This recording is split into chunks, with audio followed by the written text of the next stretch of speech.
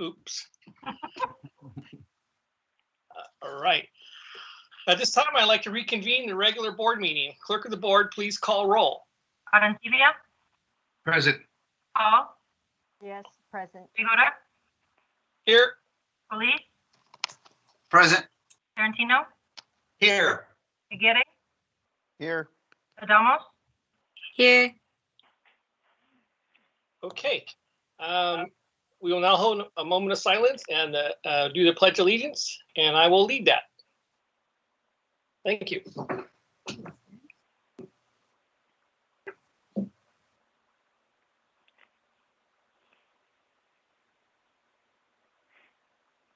Place your hand over your heart, please. Ready, begin. I pledge allegiance to the flag of the United States of America and to the republic for which it stands, one nation under God, indivisible, with liberty and justice for all.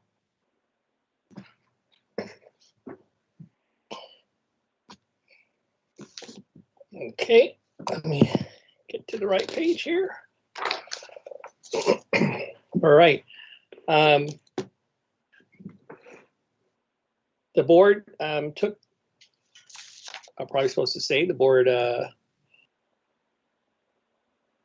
yes, right here. Let's see what happens when my printer doesn't print.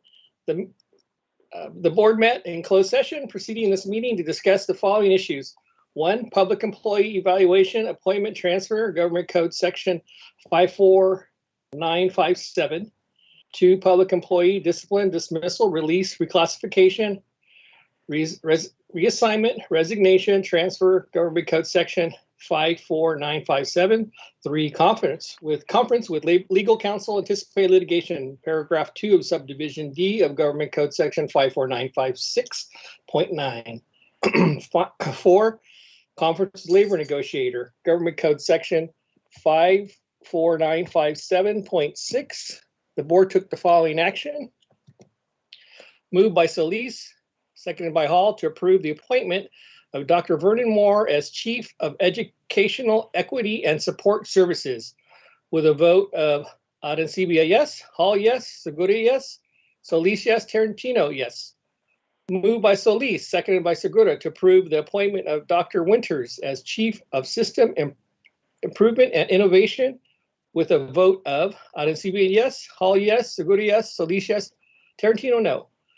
Moved by Solis, seconded by Segura, to approve the appointment of Robert Hughes as Chief Compliant Officer effective February 22nd, 2021, with a vote of Arancibia, yes, Hall, no, Segura, yes, Solis, yes, Tarantino, no. Moved by Segura, seconded by Hall, to approve the request for leave of absence for 1 certificated employee, with a vote of Arancibia, yes, Hall, yes, Segura, yes, Solis, yes, Tarantino, yes.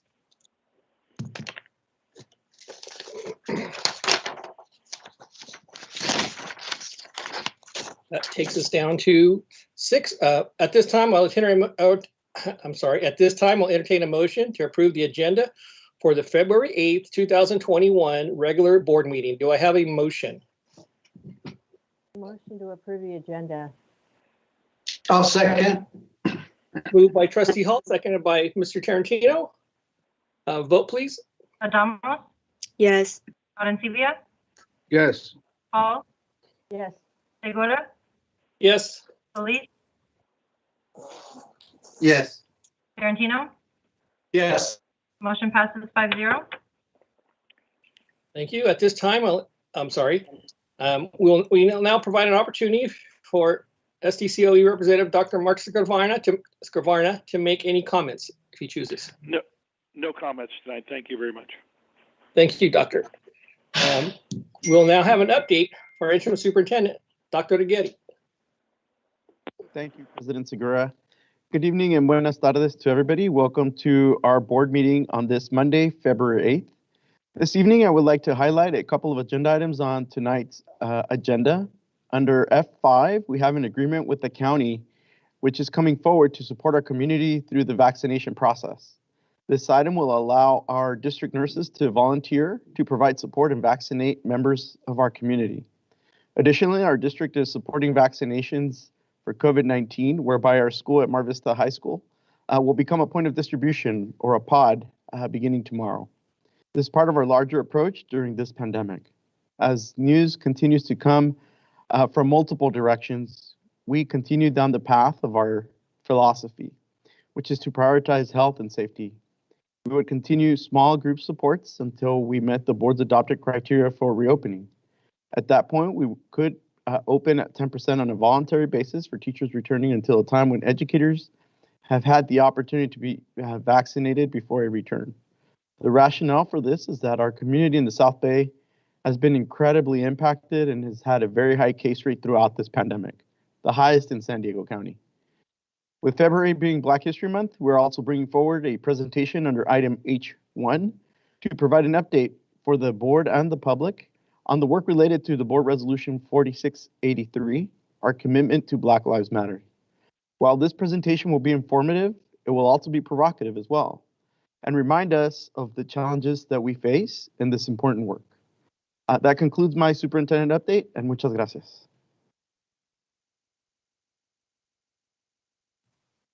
Thank you, Dr. Aguirre. With that, we'll move to our student board representative, Desiree Adamos. Hello, good evening. I only have one comment that I would like to make. Sure. I would like to extend my personal gratitudes to Dr. Gomez, Dr. Winkler, Mr. Mercado, and Mr. Johnson for collaborating with me and creating a restorative practice workshop for students that we would be issuing soon in March. I think this is a really cool project, to put it in young terms, I guess, but I'm really thankful for their collaboration and their hard work. That's all the comments that I have. Thank you, Representative Adamos. This is the point on the agenda where members of the public may address the board on any matter not on the agenda and have 3 minutes each to do so. The Board of Trustees cannot legally take action on or respond to matters not posted on the public agenda, but will refer the matter to the superintendent's office for review and report. Speakers shall refrain from using profanity and shall speak in a respectful manner. Thank you for your cooperation. The first speaker is Camille Gonzalez. Good evening, Dr. Aguirre and members of the board. My name is Camille Gonzalez. I'm a teacher and a part-time librarian at East Lake Middle. I hope you and all your loved ones are safe and healthy, and I would like to give a warm welcome to Dr. Arancibia. We are looking forward to working with you. I am here tonight to speak on behalf of our students and communities to express a deep concern about the lack of library services our district currently provides them. Throughout the last year, we have faced unprecedented challenges. It feels at times like we are living in the dystopian nightmare that some of the great writers who have come before us chillingly illustrated for us in their cautionary tales about the ways in which humanity could suffer in a world turned upside down through gross imbalances of power and loss of basic human freedoms. Mary Shelley's Frankenstein, Brave New World by Aldous Huxley, 1984 by George Orwell, Fahrenheit 451 by Ray Bradbury, just to name a few. Literature has the great power to educate us and give us understanding of the world in a way that nothing else can. If it teaches us anything, we know that no matter how dark the world can get, humanity is always trying to push through. We hold the power to make changes that can devastate the world, but we also have the power to open doors and create a better life. As educators, we are in a particularly powerful position to lead our community and offer our students a bright future, full of the freedoms they deserve. If there was one gift you could give a child to improve their quality of life, what would it be? The gift of an education, power, understanding, and compassion for humanity? It is not likely that the gift you would bestow could be possible without a child having access to literacy and information. The removal of full-time credentialed librarians in Sweetwater's libraries has undercut the access to literacy and information we provide students in our community. All students need and deserve a text-rich education, and the role of a librarian is to provide that environment. Credentialed librarians are literacy ambassadors. Families in our community have fought and continue to fight against the inequities of capitalism, the disenfranchisement of people of color, and the silencing of working class voices. We are here tonight with the power to change the future for our children. Please stop the destruction of library services for our students that has begun in Sweetwater. Instead, build. Invest in full-time librarians at every site who are able to serve our schools and communities by providing access to books, skills, and resources that will help them not only through their secondary education, but also beyond high school. We have made a promise to our students and their families to provide them with an education that will open doors for them. The next page in our history hasn't been written yet. We're writing it now. Please invest in our students by investing in full-time credentialed librarians in every school in our district. Thank you. Thank you. Next speaker is Cynthia Shimasaki.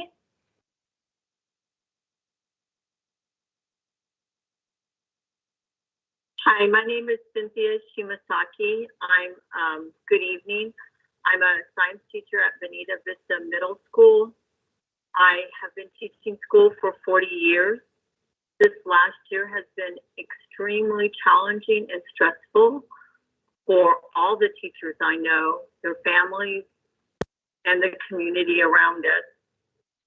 I am saddened and concerned to hear any movement to open schools without every teacher having received both vaccines. I walk through my community on a daily basis and talk to people. Some people I know, their 24-year-olds died, which is the age of my son, due to COVID.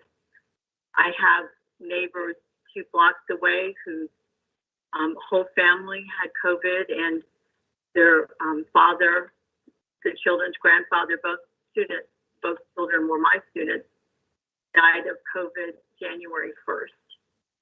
I understand from talking to people in the community that even people who have had one vaccine have caught COVID, and without having received their second vaccine. I'm very concerned that there would even be a consideration for teachers to return without both vaccines, not even to mention students who haven't received vaccines.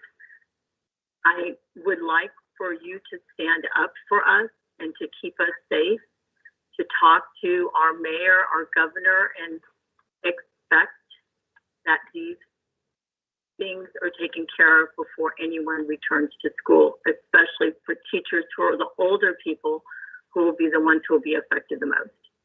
Thank you for listening to me. Thank you. The next speaker is Kathleen Cheers. Good evening. I was contacted and asked to respond to allegations portraying me as callous, insinuating I am calling for a return to school now. Let me be clear, I have not, am not calling for students or teachers to return to the classroom until it is safe. We have had close to 500,000 deaths, many of us here locally mourning, including my family. Our district continues with some of the highest COVID numbers. Again, our families stricken, mine included. The majority of our teachers are currently not eligible for the vaccine. Many of our neighborhood families are led by essential workers. Teachers return now? No. What I am and will continue to do is call for transparent fiscal accounting of CARES Act dollars. If anyone takes issue with my advocacy, ask them why. Correct me if I am wrong. Isn't that what we all should do? Isn't that what bargaining units are charged to do as well? It is no secret I have not only a brain but a mouth. I use both. The good book says only a fool hates correction. I am no fool. My comments are not a rebuttal to correcting me, but rather a calling out of those who appear to have reinstated tactics of the past.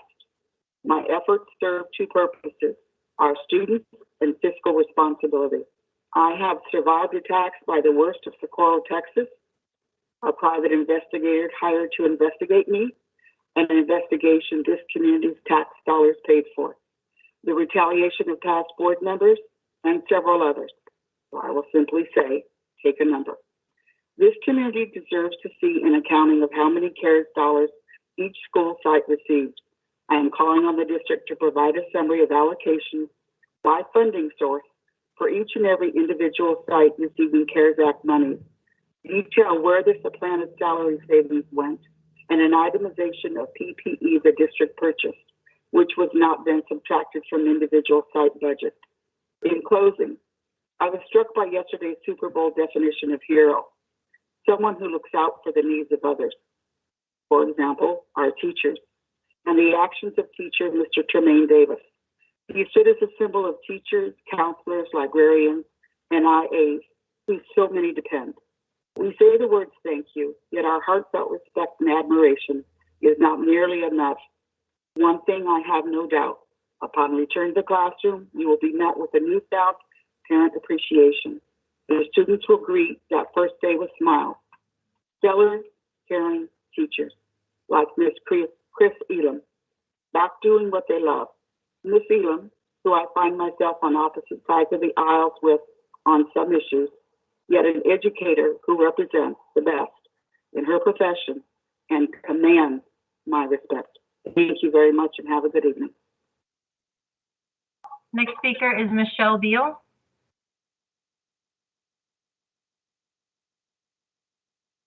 Good evening. My name is Michelle Beal, counselor at Alta Vista Academy, an alternative education program within our district that serves students with the highest needs and severe trauma. On Friday, February 5th, my principal informed me of the district's decision to reduce the counseling allocation at Alta Vista Academy from one full-time counselor to a 0.1 counselor, or the equivalent of 3 hours a week. The district's rationale was the need to staff schools equally, not equitably, but equally. When did the board decide equity was no longer important? The past few years, this district, the school board, has said with students, staff, and community that when it comes to students, it's about equity versus equality. So maybe we need to review what equity is. Equity means giving students the same resources and opportunities, regardless of zip code, status, or circumstance. Equity means offering individualized support to students that address their barriers, and we achieve this by treating people differently depending upon their need. For those folks in the district office who are making the decisions about what types of services the students of Alta Vista need, have you ever set foot on our campus to understand what type of student we serve? Or are you just looking at a number? Alta Vista students are people of color. They come from low socioeconomic. They are foster, homeless, and probation students. They are survivors of sexual trauma. They are survivors of emotional trauma. They struggle with gender identity and sexuality issues. Most of them have significant loss of education. All have severe special needs. They are students who have lived their life in a system full of broken promises and continued abandonment, and now are forgotten about by their school system and by each of you. The kids that we serve are thought to be defective or deficient, and people think they are less than, when really these kids are courageous, resourceful young people that just need the same types of services and support that all other kids get.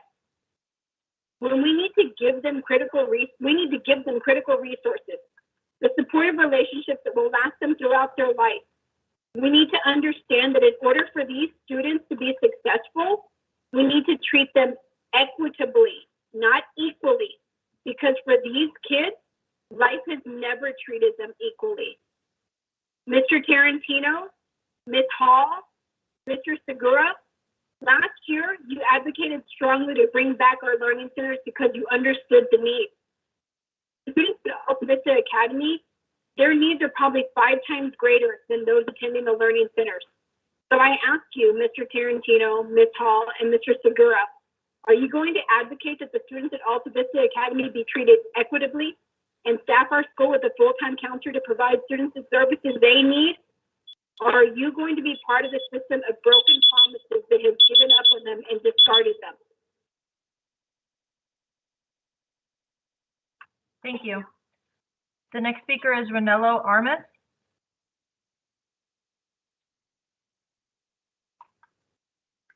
Are you on the line?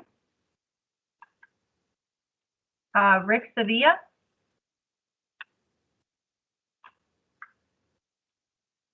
Stephanie Hubner. Good evening. It's your favorite not so quiet librarian, Stephanie Hubner from Chula Vista Middle School. board trustees, everyone in the meeting. I sat in my FAC last Monday and I listened to my administrator already planning for future cuts to FTEs that will be made and the allocations being designated based on pending enrollment and staffing at status quo. It was devastating. I was reminded of the literacy sacrifice that the district made to not have full-time teacher librarians for 2020 in order to help balance the budget shortfall created by the district.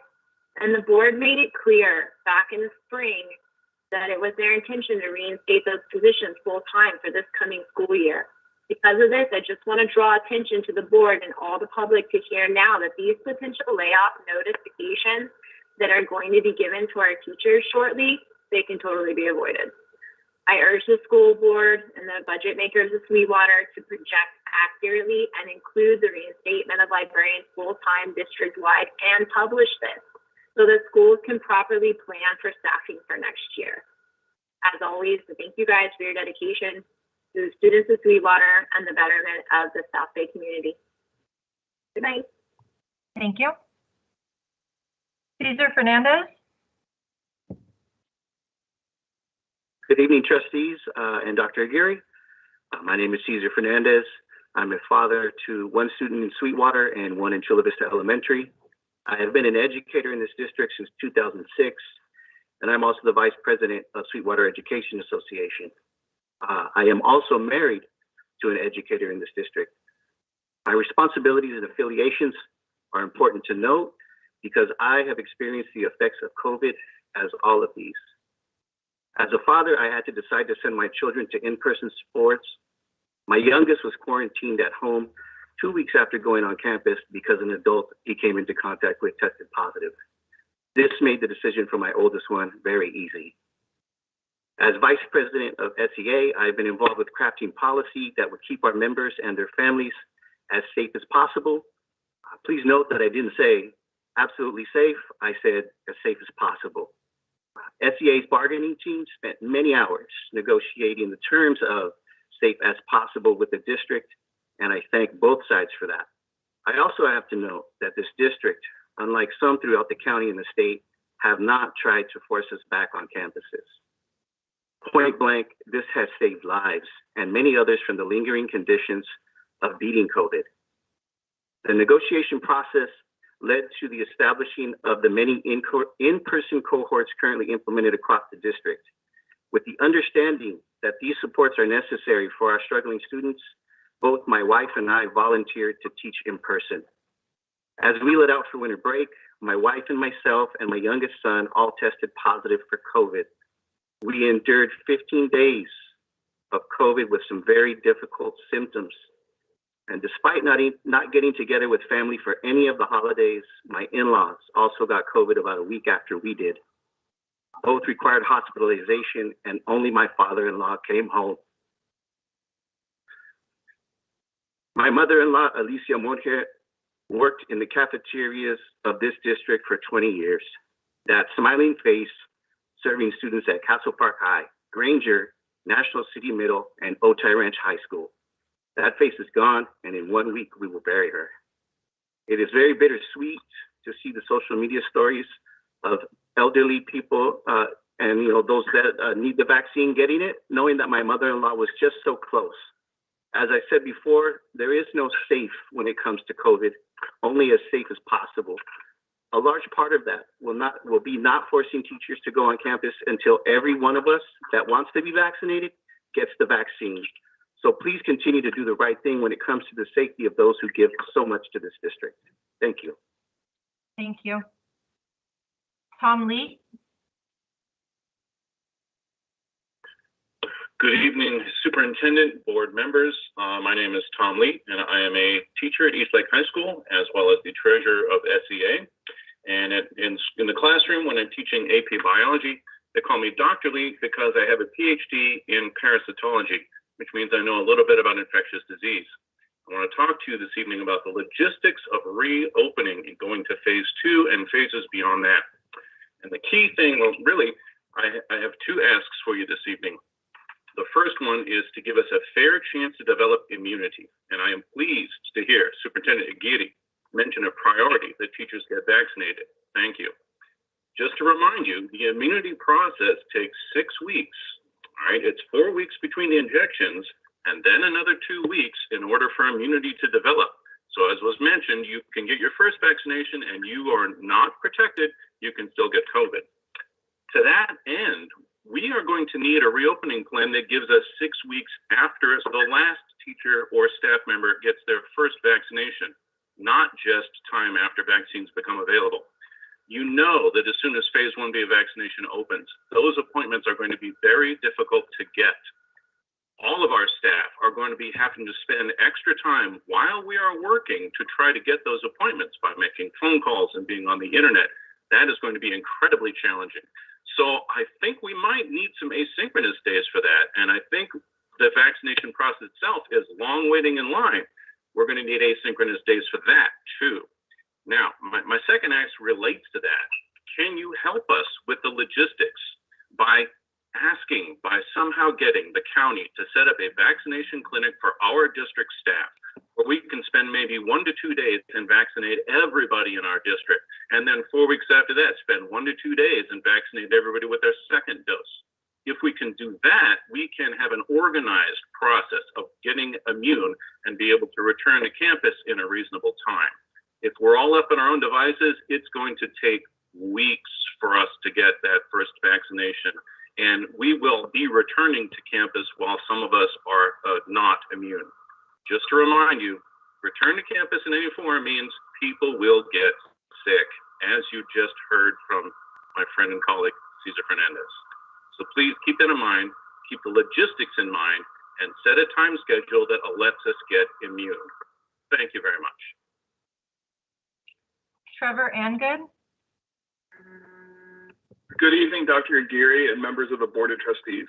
My name is Trevor Angood, teacher librarian at Eastlake High School and alumni, Eastlake High School class of 2002, and I've been teaching at Eastlake since 2016. Tonight I'll be speaking on behalf of myself and Mary Arul, teacher librarian at Benita Vista High School. SEA is requesting that if staff and some students go back on site this school year, that librarians be put back in our school libraries at full-time status. As of right now, the district is saying no to that, as it's considered deficit spending. Has the district considered how much money and materials and devices are not accounted for because of the pandemic and the reduction of librarian hours? As many as half of all students on our campuses still have materials from the 2019-2020 school year, along with materials for this school year. Has there been any thought as to how all of these materials are going to be collected at the end of the school year, and by who? With almost all librarians in the district being split between teaching classes in the library, they won't have time to do this on the .2, .4, or .6 they have been allocated to them as librarians. And please understand that this is a huge undertaking. It takes high schools 3 weeks to collect all the textbooks, novels, and devices each year. Pulling librarians from their teaching assignment to do this at the end, on top of lesson planning, grading, and getting their students ready for end-of-course exams should not be the answer. Another concern are students that drop out or transfer within or outside of our district. Without librarians on site, there are thousands, if not hundreds of thousands of dollars missing just from this group of students alone. Some librarians check their site's drop list weekly to try to have those materials accounted for, but it's impossible with the reduction of hours across the district for librarians. At Benita Vista High School alone, since the beginning of the school year, fines and losses regarding textbooks and devices total $44,555. We also want to make note of comments stated by Dr. Aguirre in a meeting with district teacher librarians back in October while learning about our role in the district and what is at stake by having librarians part-time this year. Dr. Aguirre made mention not only of spending a lot of time in libraries growing up, but also reiterated that the board has made a commitment to teacher librarians as a priority, that the inequitable part-time allotments of this year were temporary, a quote, down payment on a future investment. In conclusion, the district may need to rethink what deficit spending is. We can guarantee you that the amount of materials or fees that will not be collected because of a lack of librarians in each of our schools would outweigh the salaries to pay for them. We also want to state again that it is time for the past actions of this board and bringing back librarians must proceed further to prepare for the eventual return to campus, to be ready to support students, staff, and the community. Thank you for your time. Thank you. Rick Sevilla.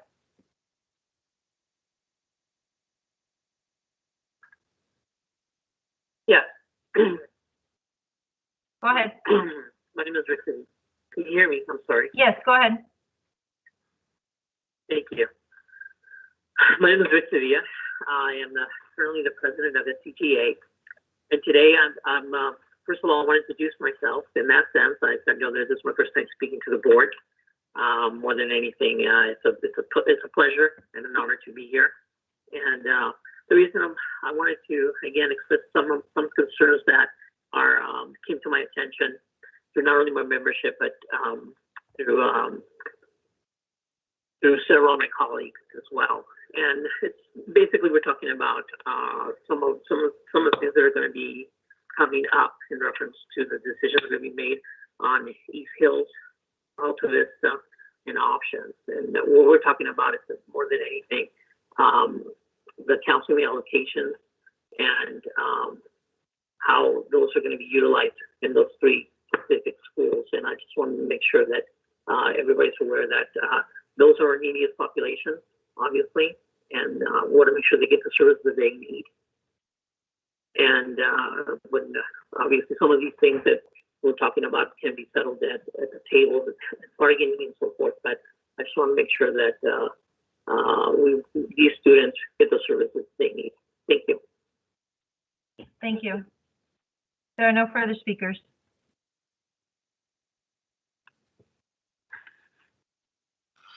Thank you for those comments. Clerk of the board, will you please read the items being pulled from the consent agenda? Yes, the following items are pulled. Item F3 by staff. Item G1 by Dr. Arancibia. Item G2 by Dr. Arancibia. Item G4 by Mr. Tarantino. Item H1 by staff and the public. Item K1 by Mr. Tarantino. And item L1 by Mr. Tarantino and Mrs. Hall. Thank you. Do I have a motion to approve the consent agenda as read? I'll make the motion to approve the consent agenda. I'll second. Moved and seconded. Vote, please. Adamos, Yes. Arancibia, Yes. Hall, Yes. Segura, Yes. Solis, Yes. Tarantino. Yes. Motion passes 5-0. Thank you. Let's move to F3. I'll actually lead off that. That's board. I'm trying to get in the habit of letting the public know what that is, or what the items that are pulled. That's why I kind of lay them out before we actually speak on them. F3 is report on board requests for information and public policy direction to staff and board communications. So I just have two items. I would like to, for our February 22nd meeting, Dr. Getty, I wanted to have a resolution created, and I could help with it to honor, because it's Black History Month, and I personally know a leader who's I've worked with in the past, and that's Mr. Ken Seaton Masashi. I know his last name. Inamashi, yeah, Insamashi.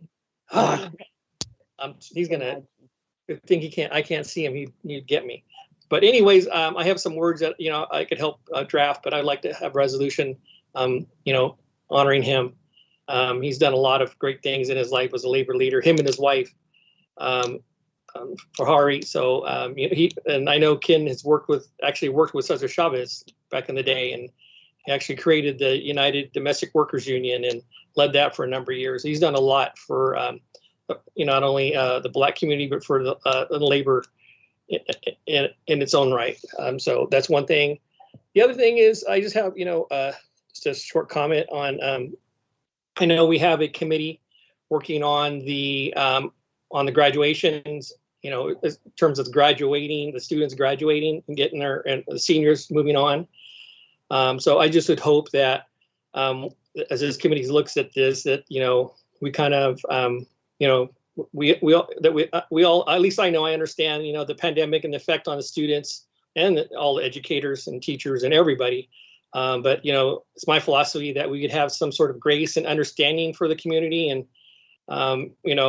that we can address that, and that I'd hope that we're not going to be strict and firm on those requirements that are going to reduce and limit the students participating in those ceremonies. You know, even if they have some work still to do, I just really think that it's important to give them every opportunity to be able to walk this year during this, you know, certainly in trying time. I know our last graduating class, you know, they had to stay online for they went online for the last few months, but these, you know, students, it's been, they've been on distance learning since be a year next March. So I just hope we could have some compassion for that. And that's all I have to comment on. Who would like to go next?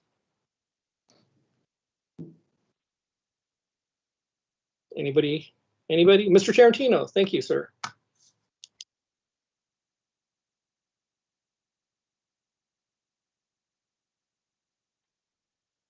I think you're muted, Mr. Tarantino. Thank you, Ms. Macedo. I'm just not quick enough. I'd like to begin by congratulating robotics coach Chad Pearson and his Otay Ranch Vex Mustang team, who were the only group worldwide to earn the International Robotics Honor Society Service Award Challenge. And this is an organization which provides an opportunity for robotics teams to compete. And like the note that we got, they were the only group to earn the International Service Award Challenge. So congratulations to them. I wish we were meeting in person. We could honor them personally, but oh well, it's going to have to do. Also, organization, the Robotics Education Competition Foundation, is making available to all seniors who are participating in robotics an opportunity to participate tomorrow in an information networking, exploring internships, and access career advice information upon graduation from Tesla. And thanks to Mr. Joe Amato, who has brought this information forward and has notified all of the coaches who are involved in robotics to pass this along to their seniors. What an opportunity to work for Tesla upon graduation. Kind of cool. And last of all, my understanding is that because or as part of our memorandum of understanding, which brought back learning centers on a limited basis, there was an alternative focus group that was formed. And supposedly they've been working for 7 months. And at some future board meeting, I think it would be important to have an update presented to the board in terms of where they're going, how they're working, and their role was to was multi-pronged in that, you know, to evaluate how independent studies is working, you know, the Launch Academy, and also learning centers that are on the 3 sites that we have currently. And I need to make a correction. It was mentioned by one of the speakers that I was instrumental in bringing back the learning centers. I can't take credit for that. I think that was basically Mr. Segura and Ms. Hall, and with the help of Dr. Aguirre and Ms. Carbuda in getting the MOU. So I just wanted to set the record straight. And that's all I have, President Segura. Thank you, sir. Anyone else? Vice President Solis, go ahead, sir. Thank you, President Segura. Wanted to say thank you for all the comments and emails that I received regarding the school opening. So thank you for getting that out to us. Really appreciate that. It helps seeing that. And I want to make sure I thank all the staff members, teachers, everybody that's been working hard during this pandemic to keep our students fed and educated. We really, truly appreciate everything that you guys do. I know it's tough. And with that, I'd like to send my condolences to Mr. Fernandez and his family for losing his mother-in-law. That's tough. Thank you for all you do. And with regards to the Mr. Lee, how he was talking about coordinating and trying to make sure that we get our teachers vaccinated. Is there, I think if we could send a letter to our elected officials to advocate to see if there's something we can do and just focus in on having our teachers come in to either L Street or wherever they're doing a vaccination site for our teachers.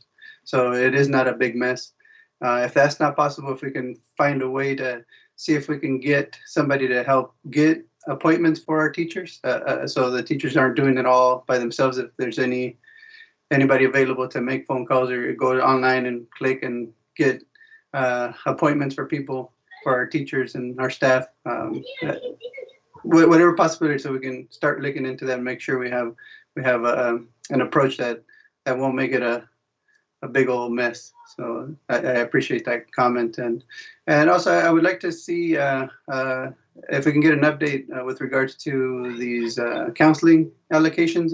It's the first time I hear about it, so I want to see know what was said and why this came about. I'd appreciate to hear that. Yeah.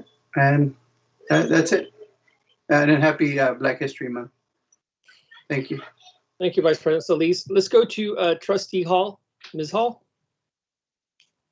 Yes, thank you, President Segura. And I want to thank Dr. Aguirre as well for clarifying to our community, including staff, and that our priority is to have safe reopening, not to force reopening, because it is very concerning. My condolences to Cesar Fernandez and his family, and to so many others who have lost members of their family throughout our South Bay community. The good news, I heard Dr. Fauci announce that he expects a lot more vaccines to become available hopefully by April, because that is really the conundrum at this time, is the availability of the vaccines themselves. I know that I've met with one of our county supervisors. I've also met with several of our our state assembly and our senator in this past 3 weeks. And I have a meeting with 2 more of our county supervisors coming up this week. We are advocating very heavily, and they are in total agreement that we do need to get teachers vaccinations, because they do understand how crucial schools are. While we may not be, we are not the people responsible for all the ills of the world, but we certainly have been a big buffer throughout, as long as schools have existed, especially in modern times, the buffer between a lot of the really significant harm that can be happening to our children, but certainly this pandemic has lifted that buffer, because we're not, kids are not able to be in person. However, we do need to have those vaccines, and I think the issue now is how many are available and how much the timing is for the supervisors even to know when the vaccines are being sent to the county before they have them. They don't always have a lot of time heads up on how many they get, and it's a quick turnaround when they get them, how many they can get out to the public and into people's arms. So I know those are the challenges, but hopefully within the next few months we'll know and have those available, and certainly do everything that we can to get those pods in our district so we can vaccinate our staff as quickly as possible. That is a priority, I think all of our board shares, along with Dr. Aguirre. So I want to thank you for that, Dr. Aguirre. I want to thank you for your advocacy, and I want to thank the nurses who are willing to do that vaccination work once we have those available to do. And I think that's just so key, how much we all want to do our part to make, as safe as we can for students to come back to school.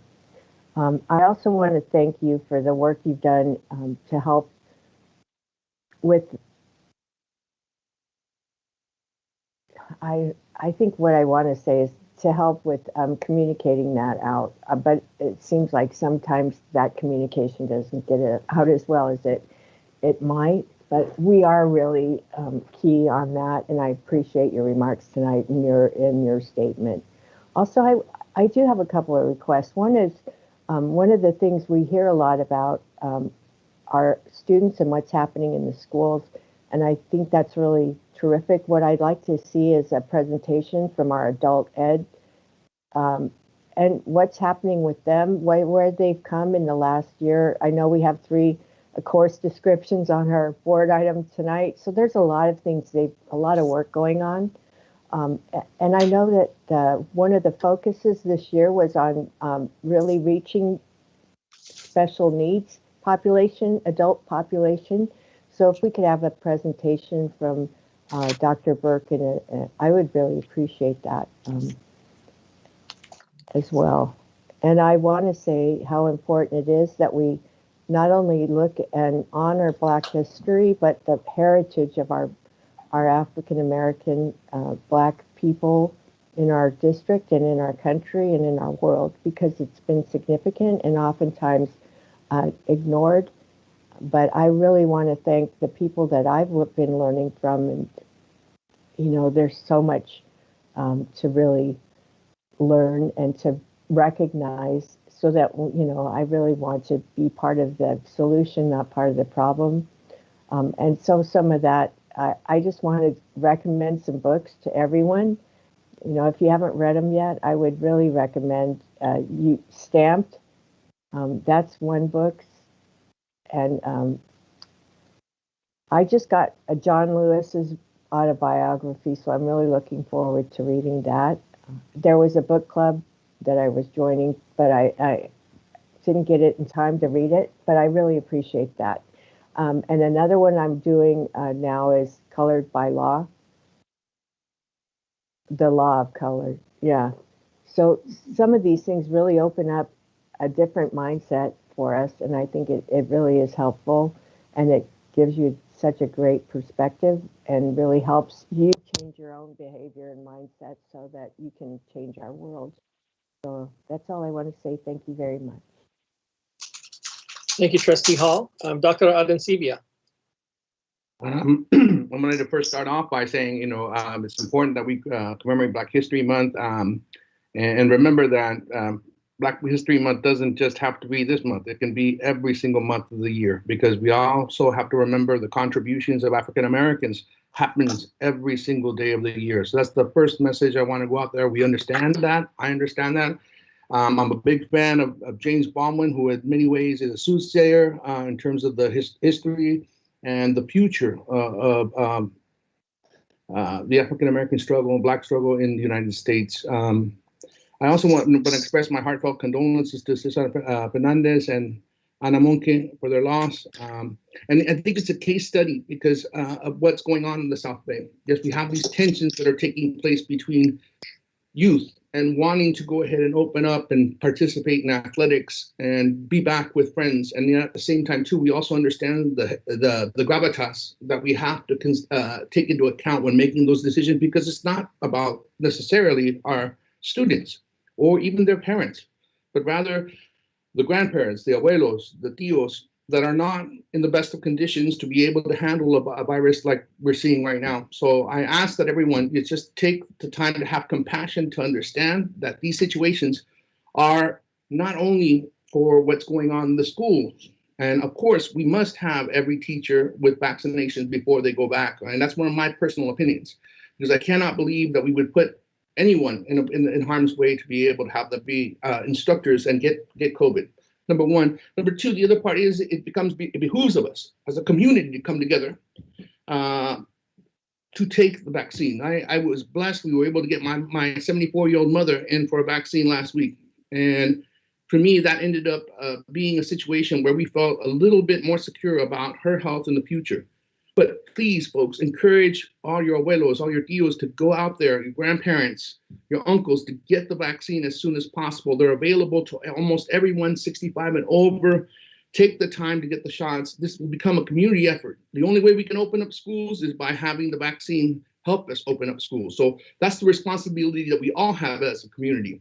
So I hope you really, really take the time to invest in that and to make sure that you get yourself vaccinated so that we can come back to school again and have the events that we all want to have happening on our campuses. And with the last thought, I just want to say, thank you to all the teachers and all the classified workers, all the counselors. I know you're putting in countless hours. I see it. I see it in my daughters that are working and feel like they're being heard and they're having mental wellness checkups and from the teachers, and I see it in the food distributors that are on site giving lunches and meals to families, and not just one student, but rather families. And this is part of us coming together to be able to help each other out in a moment of crisis. So I just want to say thank you to all the workers, all the parents in the district. That I know the job has been hard. We're almost there. There's light at the end of the tunnel. Please have hope in what's going to happen in the next few months here. Thank you, Dr. Anacibia. And with that, let's move to G1. I'm back on. And that was pulled by you, Dr. Anacibia. Yes, I'm back on. I moved that we approve this, but I do want to ask for more information. As a newbie on the board, I'd like to have these both G1 and G2. We don't even have to spend time on G1 and G2 in terms of approval, other than approving it. My point is, I don't know much about this other than understanding the names and the funding that we're getting from it, but I'd love to have some kind of interaction or at least learn and listen more about the programs that are listed here.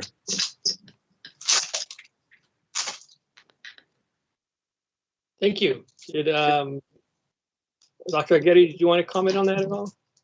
Yeah, we can definitely prepare either a memorandum with more information or prepare kind of an informational item, perhaps a brief presentation with our head of teaching and learning. That would be Dr. Ana Maria Alvarez.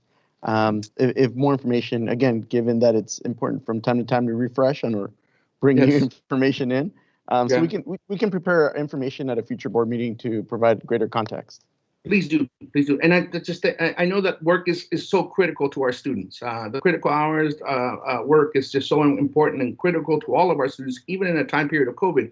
But I would like to be able to just learn more about what the district is doing and what kind of interventions we're establishing for students that are in need. All right, thank you. Vice President Solis? Thank you, President Segura. Dr. Anacibia, that was a motion for G1 and G2 to approve? Yeah, be approved. My point was more just a point of information to get more information on these programs. So I think it's important for the community and me to know exactly a little bit more about where this funding is going, how it's being related out. But I'm asking for both motions to be approved. I don't think there's an issue of that. Yep. I'll second that. Moved and seconded. Yeah, I agree with you, gentlemen.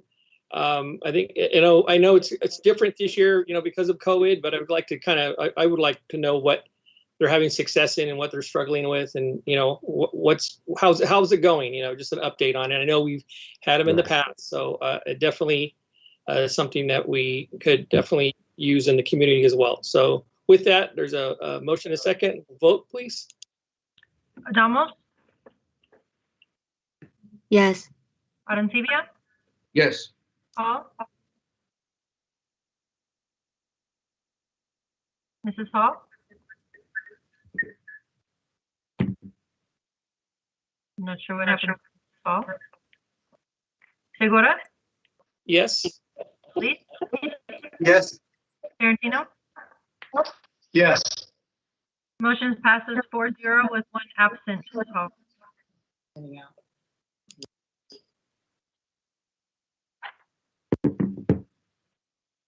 Okay, and that, just to be clear, that was G1 and G2, correct? Yes. I need to have like 2 minutes. Okay, just give me 2 minutes. I need to.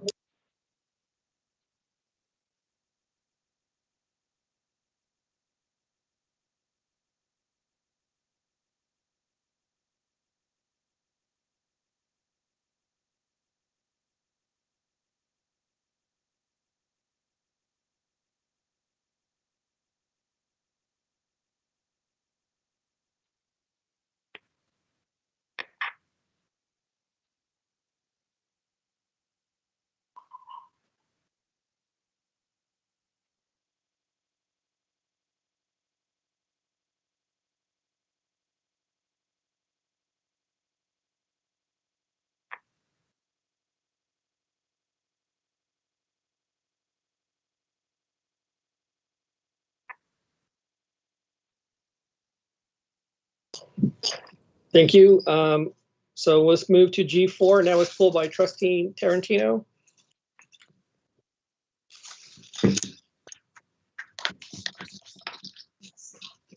President Segura, on G4, I had a question. It says that we're expending $15,000 to purchase additional licenses. And yet, if you look at the second paragraph of the analysis, the last sentence, each school funds their own licenses based on the number of students in need. So can you explain to me, we're paying for it, but yet the schools have to pay for it out of their own budget? How does that work? Or am I interpreting it correctly? I may not be interpreting it correctly. Yeah, thank you, Trustee. Yeah, no, thank you for that opportunity to clarify. I'll ask Dr. Alvarez to go ahead and provide the clarification regarding that question of funding for these licenses. Dr. Alvarez? Good evening, Dr. Aguirre, Mr. Tarantino, board members. That's a great question. So we are actually funding this out of CARES Act. So each site will get the appropriate number of licenses. As you may recall, the Apex licenses are revolving licenses. So as soon as a student finishes a course, the license can now be used for another student. So we as the district are paying for these licenses. Okay, thank you. Thanks for the clarification. Welcome. President Segura. All right. Thank you. With that, if there's no further questions, I'll entertain a motion for approval of G4. So moved. A second. Moved by Dr. Nasibia, seconded by Trustee Hall. Vote please. Adamo, Yes. Arancibia, Yes. Hall, Yes. Segura, Yes. Solis, Yes. Tarantino. Yes. Motion passes 5-0. Okay, let's move to H1, and that's pulled by everybody. We have a presentation, I imagine. Yes, we're going to have Dr. Moore provide an update regarding the implementation and ongoing work regarding Resolution 4683, our district's commitment to Black Lives Matter. For that, Dr. Moore. Thank you very much. And let me get the presentation up.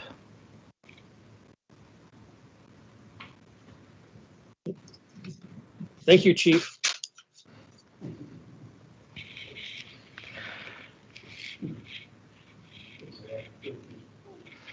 And can you all see that? Because I don't have your view. Yeah, okay, we can see it, Brennan. Yes. I appreciate it very much, and thank you for the words that were said before at the early part of the board meeting regarding Black History Month. And so it is my pleasure to bring this presentation to you regarding the Black Lives Matter resolution that the board passed in June of 2020.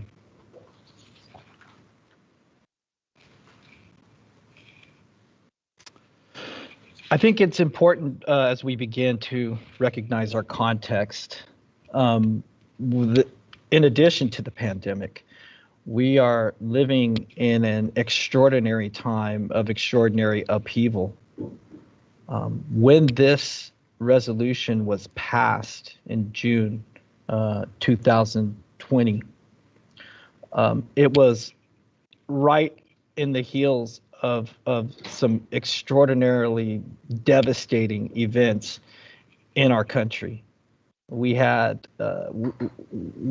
these events actually were witnessed, two of them captured on video, and that was in February 2020. We had the murder of Ahmaud Arbery that was captured on video and shown in early May 2020.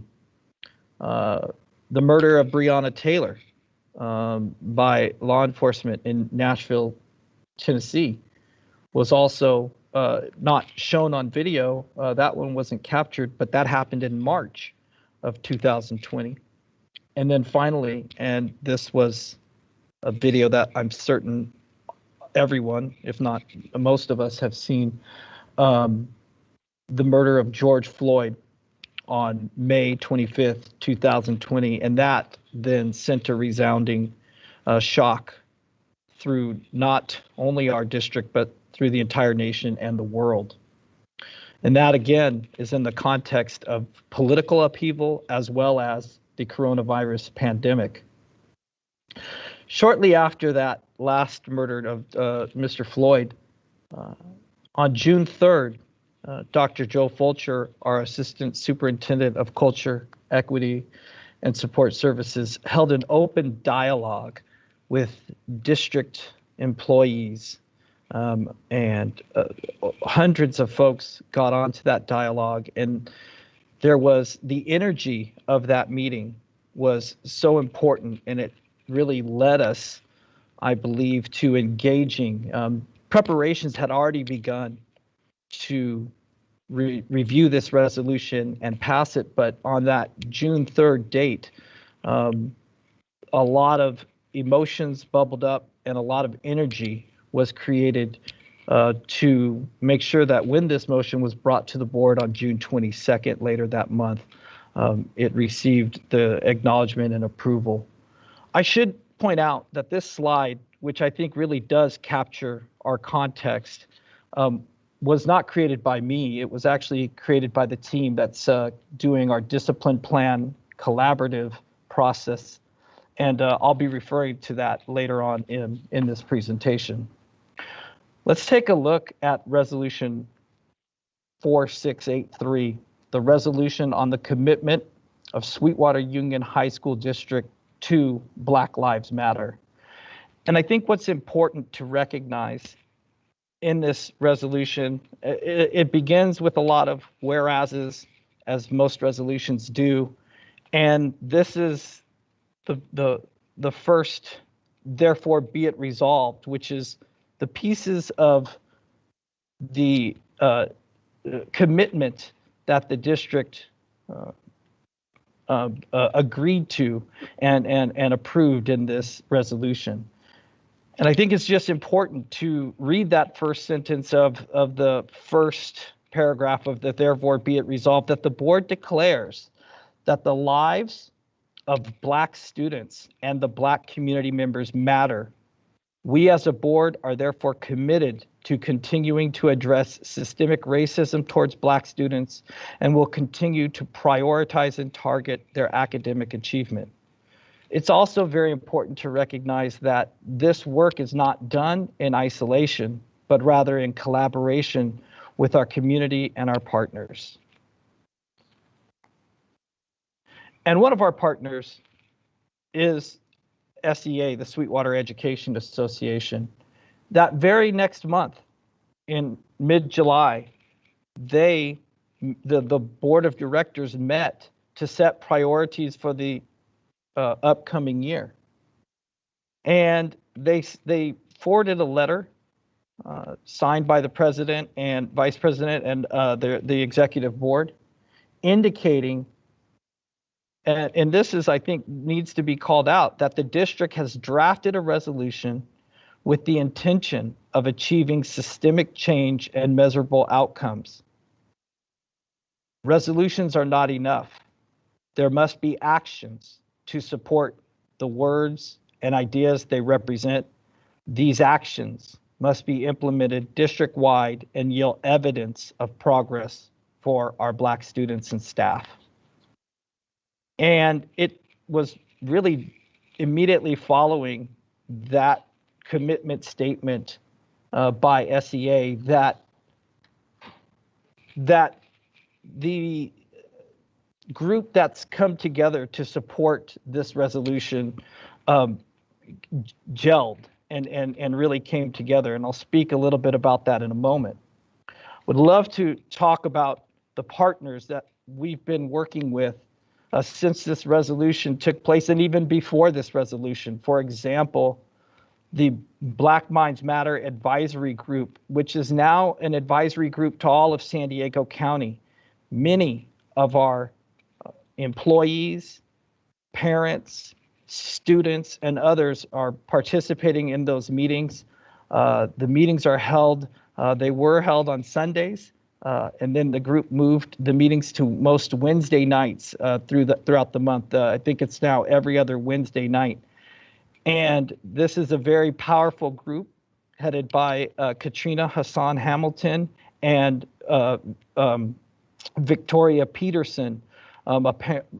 Katrina is a community member of our community, and Victoria is a parent of a student and an administrator in another district. Of course, we have other advisory groups and partners in this work. I mentioned Sweetwater Education Association. We've met with the NAACP branch, the San Diego branch of the NAACP, and Ms. Hamilton actually is now the education chair for that group. We've met with the San Diego County Office of Education African American Advisory Committee, of which I am a part of and attend those meetings. I'm also president of the Association of African American Educators, a past member of Jack and Jill of America, which I had the honor of presenting at a teen meeting last month, and recognized that dozens of our students are participating in Jack and Jill. Dozens of Sweetwater students are in that organization. And so it was a pleasure to be part of that. Black Students of California United, I'll speak about in a moment. We have dialogued and participated in events by our new Secretary of State, Dr. Shirley Weber, and we are currently in a partnership where we'll be identifying persistent and plaguing issues in our district and tackling them with NCUST, the National Center for Urban School Transformation, headed by Dr. Johnson, Dean Emeritus of San Diego State University. This is a beginning list. There are certainly other organizations that we look to add in this work. I just want to highlight that one of the ways we came together in light of the resolution was a group of staff members identified themselves to participate in this work. And the list is here for you: Chris Adams, Rick Cook, Don Dumas, Cesar Fernandez, Julissa Gracias, Sesha Haynes, myself, Sasha Scott, Kevin Smith, and Eric Spann. And this group, we meet every week, and we plan events. We determine how we're going to support our Black Student Union. That's what BSU stands for, our Black Student Union advisors on all of our campuses, and I'll speak more about that in just a moment. And this group has really come together, and it's a powerful group. We actually met this afternoon just before this meeting, and I look forward to every time getting to meet. This is the staff, if you will, that's really shepherding this effort along, in addition to all the staff and leadership throughout the district. And just some of the events that have occurred, and I'd like to highlight just a couple of them, is back in July again, in the midst of the turmoil and shortly after the resolution was passed by this board, Dr. Aguirre, myself, and others met with a group of students that were mostly from Eastlake High School. They were former students and some current students, and they were also connected to the Black Minds Matter advocacy group. And I will tell you, that meeting in July was extraordinary in that the refrain and the theme, I think, of that meeting was that our students didn't feel as though they were heard. They didn't feel that they had a voice, that they were understood by our faculty and our staff at our schools. And Dr. Cook, again, at Eastlake High School, bravely got these students together, and they gave us some very unfiltered commentary about some steps that we need to take.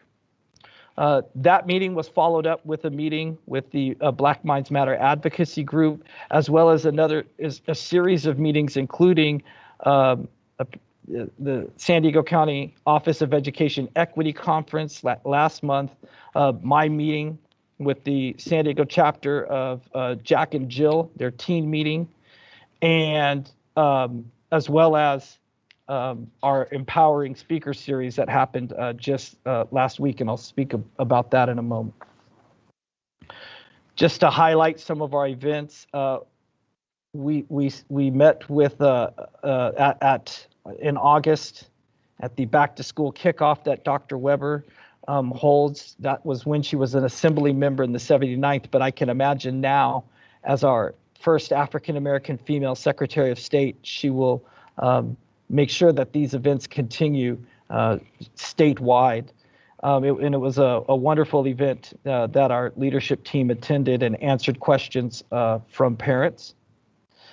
And from the San Diego County Office of Education Equity Conference, I was really struck by this quote by Dr. Goldie Muhammad on one of the days of the conference. And by the way, we broadcast at that conference in one of our conference rooms where we allowed staff to come in and obviously socially distance and wearing masks to participate and watch that conference. And we also had staff from all over the school district participate in this conference. But this quote from Dr. Mohammed says that when a system is absent of Blackness, it is absent of other people's culture too. And I really liken that to the civil rights movement.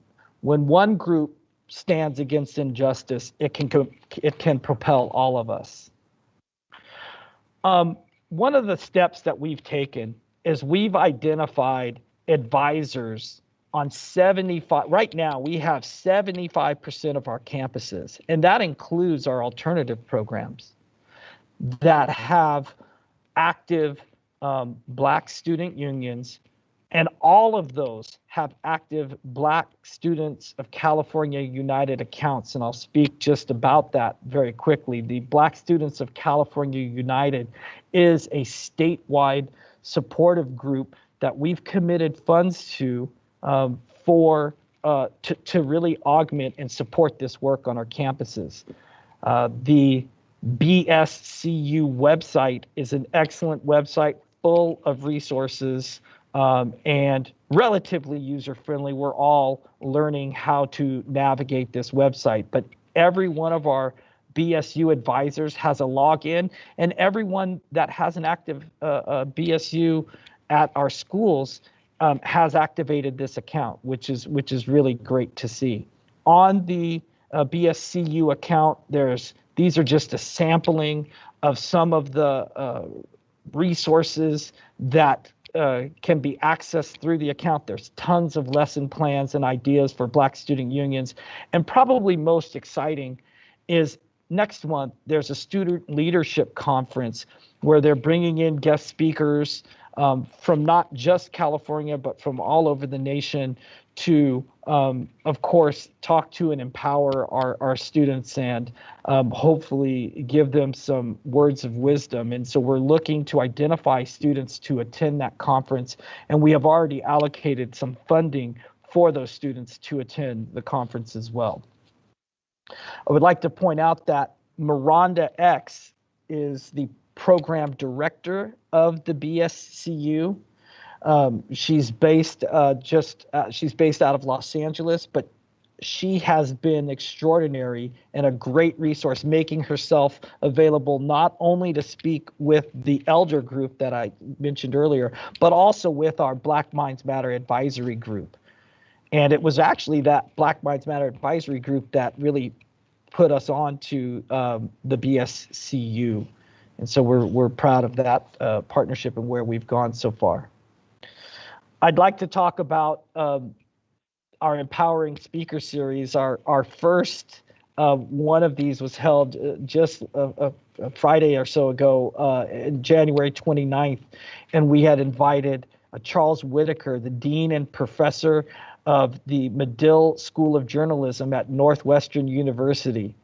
And this gentleman has an incredible career, was a senior editor of Ebony magazine, has written magazine articles for tons of periodicals, and just an expert in the field of journalism as well as media. And the event that we had, of course, was virtual. You'll see that at one point we were just over 90 participants, including students and staff. What was extraordinary about this event was that, and I have to give a shout out to one of our elders, Don Dumas from Bonita Vista High School, former Teacher of the Year, history teacher. His students were very prepared and were engaging as panelists to provide questions to Mr. Whitaker. And I also have to recognize from Bonita Vista High School, Eric Helly, the journalism teacher, and you'll see here just the questions that were in the chat as well as questions that were asked directly of Mr. Whitaker. Questions like, how can we as consumers keep news outlets accountable when they print and put African Americans in a negative light?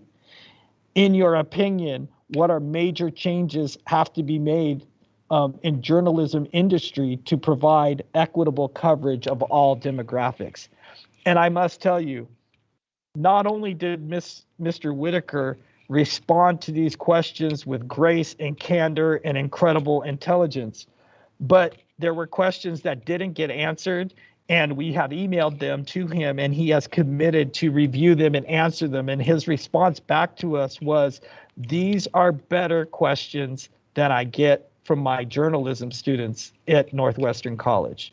It was an outstanding event, and for our first Empowering Speaker Series, we thought it went very, very well. Now, I'd be remiss if we didn't include some data points in this presentation to sort of encapsulate where we are as a district. And an enrollment of about 39,900, and this data is from last year, 2019, 2020, and we have to recognize that this data also includes the enrollments at our district-approved charter schools.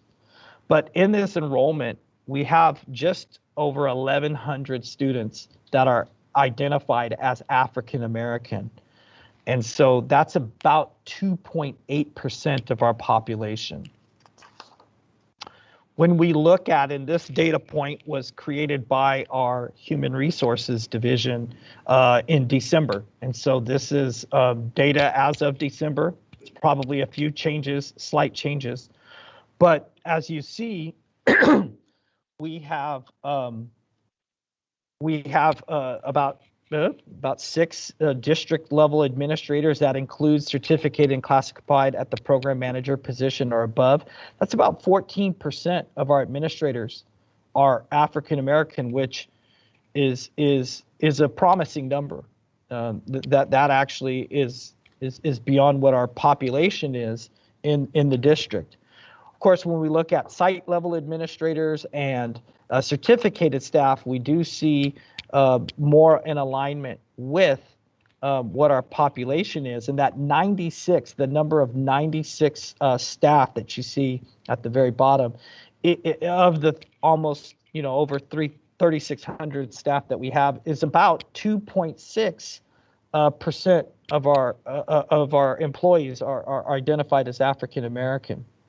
And so when we look at all of this together, we realize and recognize a couple of things. One is, in terms of percentages, we may be okay, but we have to recognize that Johns Hopkins University has indicated that, particularly for African American students, if they have one teacher, and this study actually shows that these teachers and context become even more important in secondary school.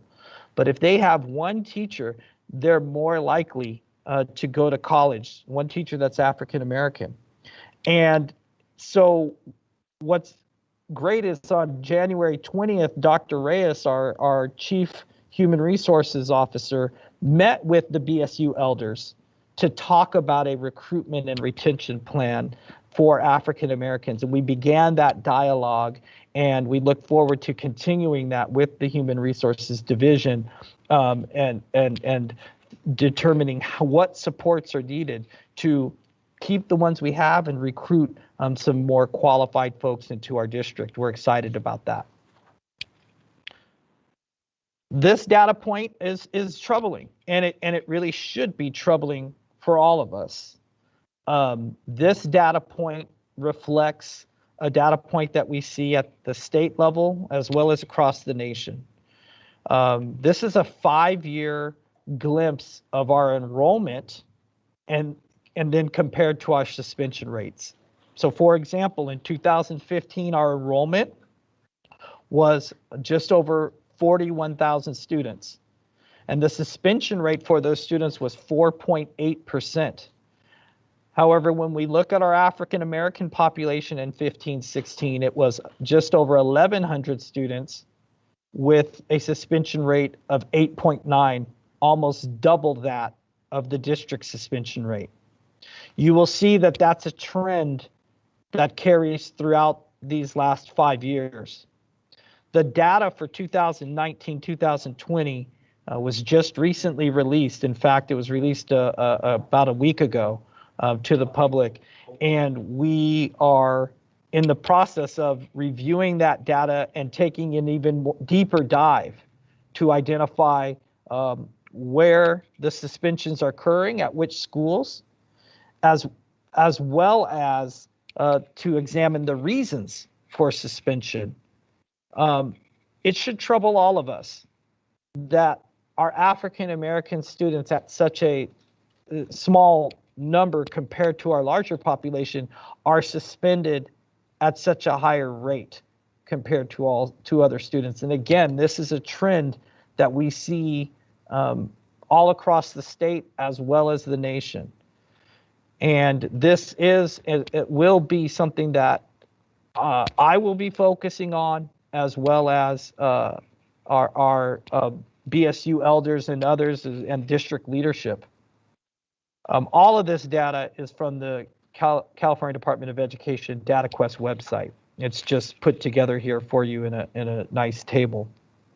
I think one of the very next steps that we're looking at is actually occurring next week with folks that we've already talked about in this presentation, including Dr. Johnson and Dr. Weber will be presenting at 1 o'clock on February 17th, a forum on addressing disproportionate school suspensions of Black children and youth. The entire cabinet has discussed this, and I believe most, if not all of us, are planning to attend. There's a Zoom link to interact with the panel, but there's no reservation needed. At this point, the last I checked, this session may be full, but they will be streaming it on YouTube for all to see. And so I encourage anyone watching this to check this event out. If you are looking for the link, you can email me. But a lot of us in this district, I know a lot of principals have talked to me as well. We'll be reviewing this. And you'll see even our partners, the Association of African American Educators and the NAACP are also part of this effort. This is going to take, to address that disproportionate school suspension of our students, is going to take a lot of us zeroing in and focusing in on this. And so I'm excited to see that. Another step that we've already taken was just last week on February 3rd, we began our first discipline planning collaborative planning process meeting. And this is a meeting where we take stakeholders, including students, teachers, counselors, parents, and community group members, including community group members from our Black Minds Matter advisory group. And we discuss how to examine our discipline system and policies to make sure that we are providing the supports that are necessary so that we can address these persistent problems that I just talked about, especially regarding suspension. This was some of the feedback from that group that was held on February 3rd. Accountability and more resources and access. Understand what anti-racism and anti-Black racism is. Bringing patience and understanding, restorative practices in the discipline plan. And so, of course, these are things we've heard, but now we've got to take these steps and ensure that we are implementing them into our system and into our classrooms. At the end of the session, and that was really planned by our multi-tiered system of support and restorative collaborative team in conjunction with our consultant, Dr. Jenny Winkler from the National Conflict Resolution Center, is these were the words that folks left that meeting with. And you see the biggest words in this word cloud are inspiring, optimistic, impactful, and heard, recalling how students expressed themselves to the district leadership in July about not being heard. I would be remiss, of course, also, if I didn't recognize that this is Black History Month. And a figure in Black history that I think many of us may know, but they may not exactly know why, is Dr. Carter G. Woodson. He was born in 1875, the son of former slaves. And in 1912, he was the second African American ever, after W.E.B. Du Bois, to obtain a doctorate degree from Harvard University. So Carter G. Woodson represents some of the highest level of educational attainment our country has to offer. In 1926, Dr. Woodson conceptualized what he called Negro History Week. And he selected February for Negro History Week to coincide with the birthdays of Abraham Lincoln and American abolitionist and statesman Frederick Douglass. Both birthdays are celebrated this month. In the 1920s and 30s, as Dr. Woodson was writing and a professor at Howard University, that was an era of incredible violence against African Americans, particularly in the South. There were over 400 recorded lynchings of Blacks during these decades. And there were thousands and thousands of incidents of racial violence. And it was in 1933 that Dr. Woodson wrote The Miseducation of the Negro. And in this seminal text, he rails against the one-sided ethnocentric education presented in classrooms across America. This is what he writes, and I think it's relevant today. There would be no lynching if it did not start in the schoolroom. The same educational process which inspires and stimulates the oppressor with the thought that he is everything and has accomplished everything worthwhile depresses and crushes at the same time the spark of genius in the Negro by making him feel that his race does not amount to much and never will measure up to the standards of other peoples. The Negro, thus educated, is a hopeless liability of the race. Think of that word. That sounds like what some of our students, that hopelessness, sounds like what some of our students shared earlier in this endeavor in July. And I would posit that our work is to disrupt to challenge and really to overthrow the hopelessness facing our students in our district. I want to leave you with just one piece, which is that, of course, we have much, much, much more work to do. I haven't even talked about ethnic studies, and I honestly believe that ethnic studies is how we address how students can feel heard, and for them to know the contributions of folks from their culture are worthy of study. And that's another presentation. And same as what we've heard today about restorative practices, trauma-informed care, and multi-tiered systems of support. And all of these things have to be and be conducted with a lens of equity as well as empowerment, and ensuring that they reflect the needs, the cultural needs of our students.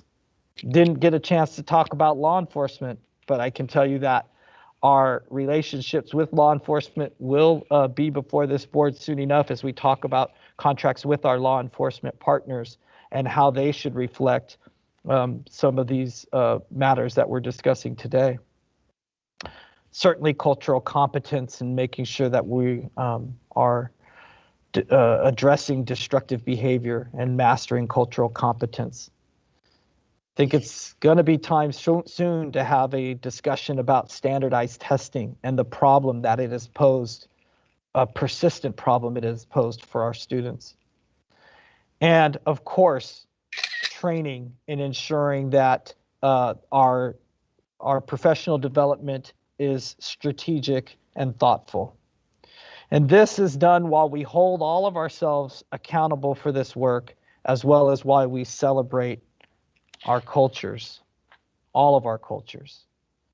As I conclude, I would be remiss if I didn't take this moment to thank the board and Dr. Aguirre for providing me with this awesome responsibility to serve this district as the Chief of Educational Equity and Support Services. As your compliance officer, I have enjoyed getting to know the students, staff, and community of this great, great district.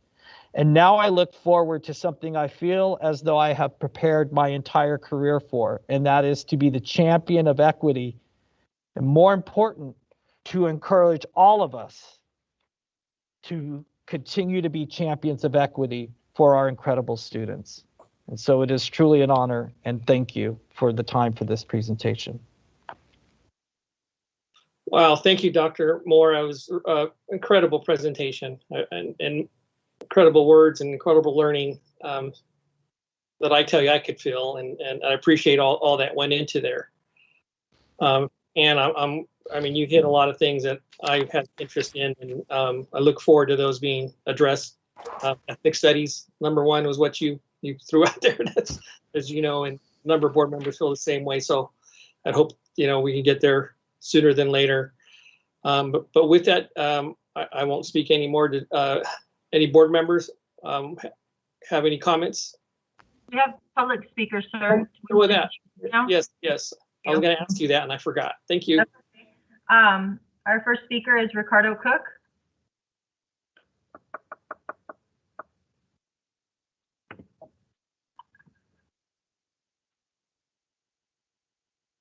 Dr. Cook, are you there? I'm here, but you know what? I'm not used. Can you hear me now? Yes. Okay. Sorry about that, members of the board. Even at home, I still get muted.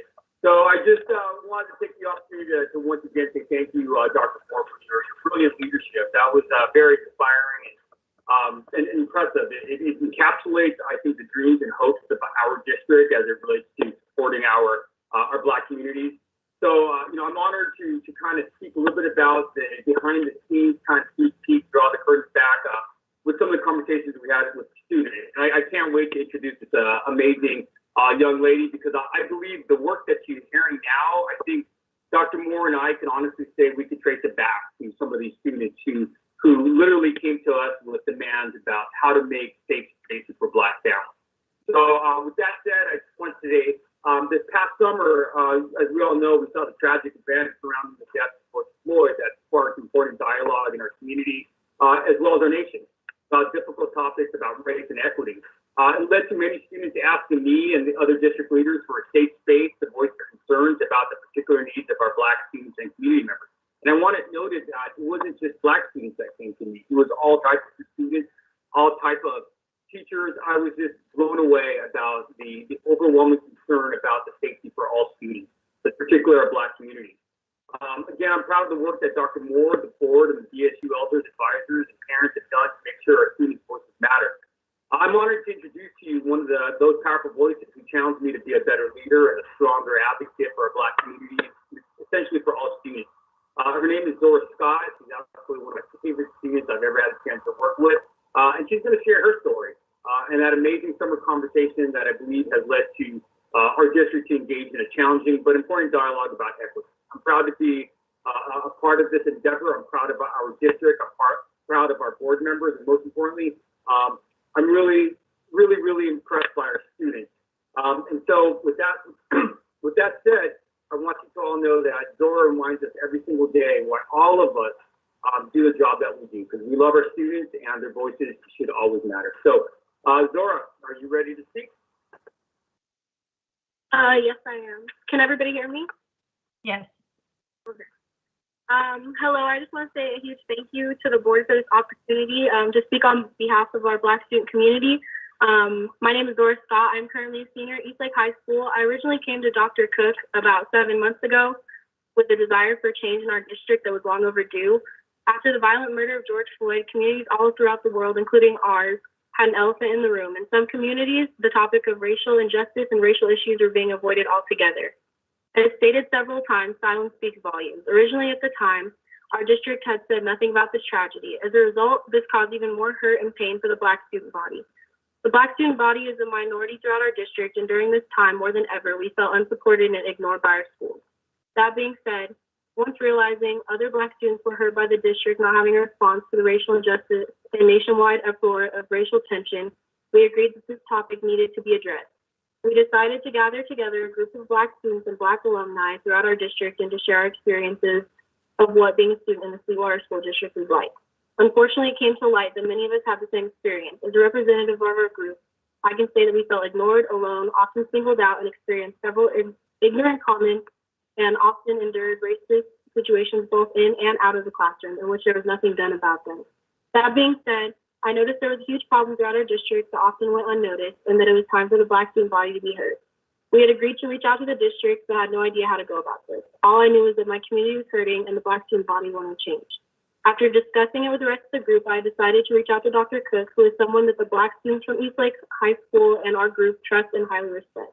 The Black student body wrote a list of demands for our district and hopes to improve and promote the inclusion, acknowledgement, and appreciation of the Black student body overall. Our voices have been heard and will continue to be heard because of the opportunities such as this that allows us to do so. So again, thank you to all of you and especially to Dr. Cook for all the assistance.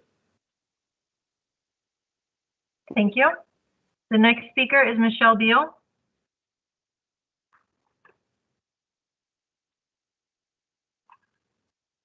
Sorry, Michelle, go ahead. Good evening. Yes, go ahead. Michelle Beal again. Yeah, I'm on. Yes. Yes. Okay, sorry. Good evening. My name is Michelle Beal. I'm counselor at Alta Vista Academy. Tonight, the board has asked for a report on the work related to Board Resolution 4683, Commitment to Black Lives Matter. While I cannot speak to all the work that has been done, I can speak to what work has not been done. And that includes the district's basic understanding and recognizing that Black Lives Matter includes addressing lack of opportunity for students of color. As I stated in my comments during public communication, the students of Alta Vista Academy and Option Secondary are made up of people of color who for their whole life have lacked opportunity. The district's decision to cut the counseling allocation for Alta Vista Academy and Option Secondary only furthers to continue to provide lack of opportunities for students of color. For months, our nation has watched as millions have marched through the streets demanding justice to end systemic racism and to create equitable, resources for people of color, and yet our district continues to move in another direction and cut services for students of color? Is it because the students at Alta Vista and Option Secondary are the wrong shade of black and brown? Or because they're black and brown foster kids that simply do not matter? Tonight, Dr. Moore, you highlighted several horrendous acts that we as a nation witnessed, and these are acts that really should change how we move forward. Moving forward in this district should mean achieving systemic change and actions for our students of color, creating school campuses that offer equitable services for all students of color. Dr. Moore, I hope that you will make this your priority, equitability on our campuses. Will that be the legacy that you leave for Sweetwater?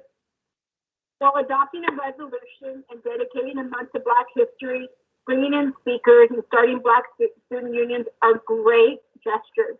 It's truly what happens on the school campuses and in the classroom that truly matters. Nicole, you asked a great question tonight. Will each of you choose to be part of the continued problem or part of the solution? So I ask each of you, board members, Superintendent Aguirre, if you are truly committed to Black Lives Matter, confront the full-time counseling positions at Alta Vista Academy and Option Secondary and give those students of color the same opportunity and resources as all the other students of color in this district. Again, remember, it's our responsibility to help those students understand that we are fighting for them. Thank you. Thank you. No further speakers on this item. Thank you. Board members who would like to, Trustee Hall, go ahead. Thank you. Thank you, President Segura, and thank you, Dr. Moore. Very powerful. You really put into action many of the things to get us started on the road to really addressing what our students and staff and families in our community are experiencing by opening those doors for really empowering students, but also giving them a light into lives that really have made impactful change in our world. And I just want to say that if there isn't anything more inspiring, it's really learning about all the history of what people have survived in their lives and our ancestors. You know, I know that being a white woman, it sounds trite when I say something about Black Lives Matter, which is one of the reasons why I hesitated to make a statement back, months ago.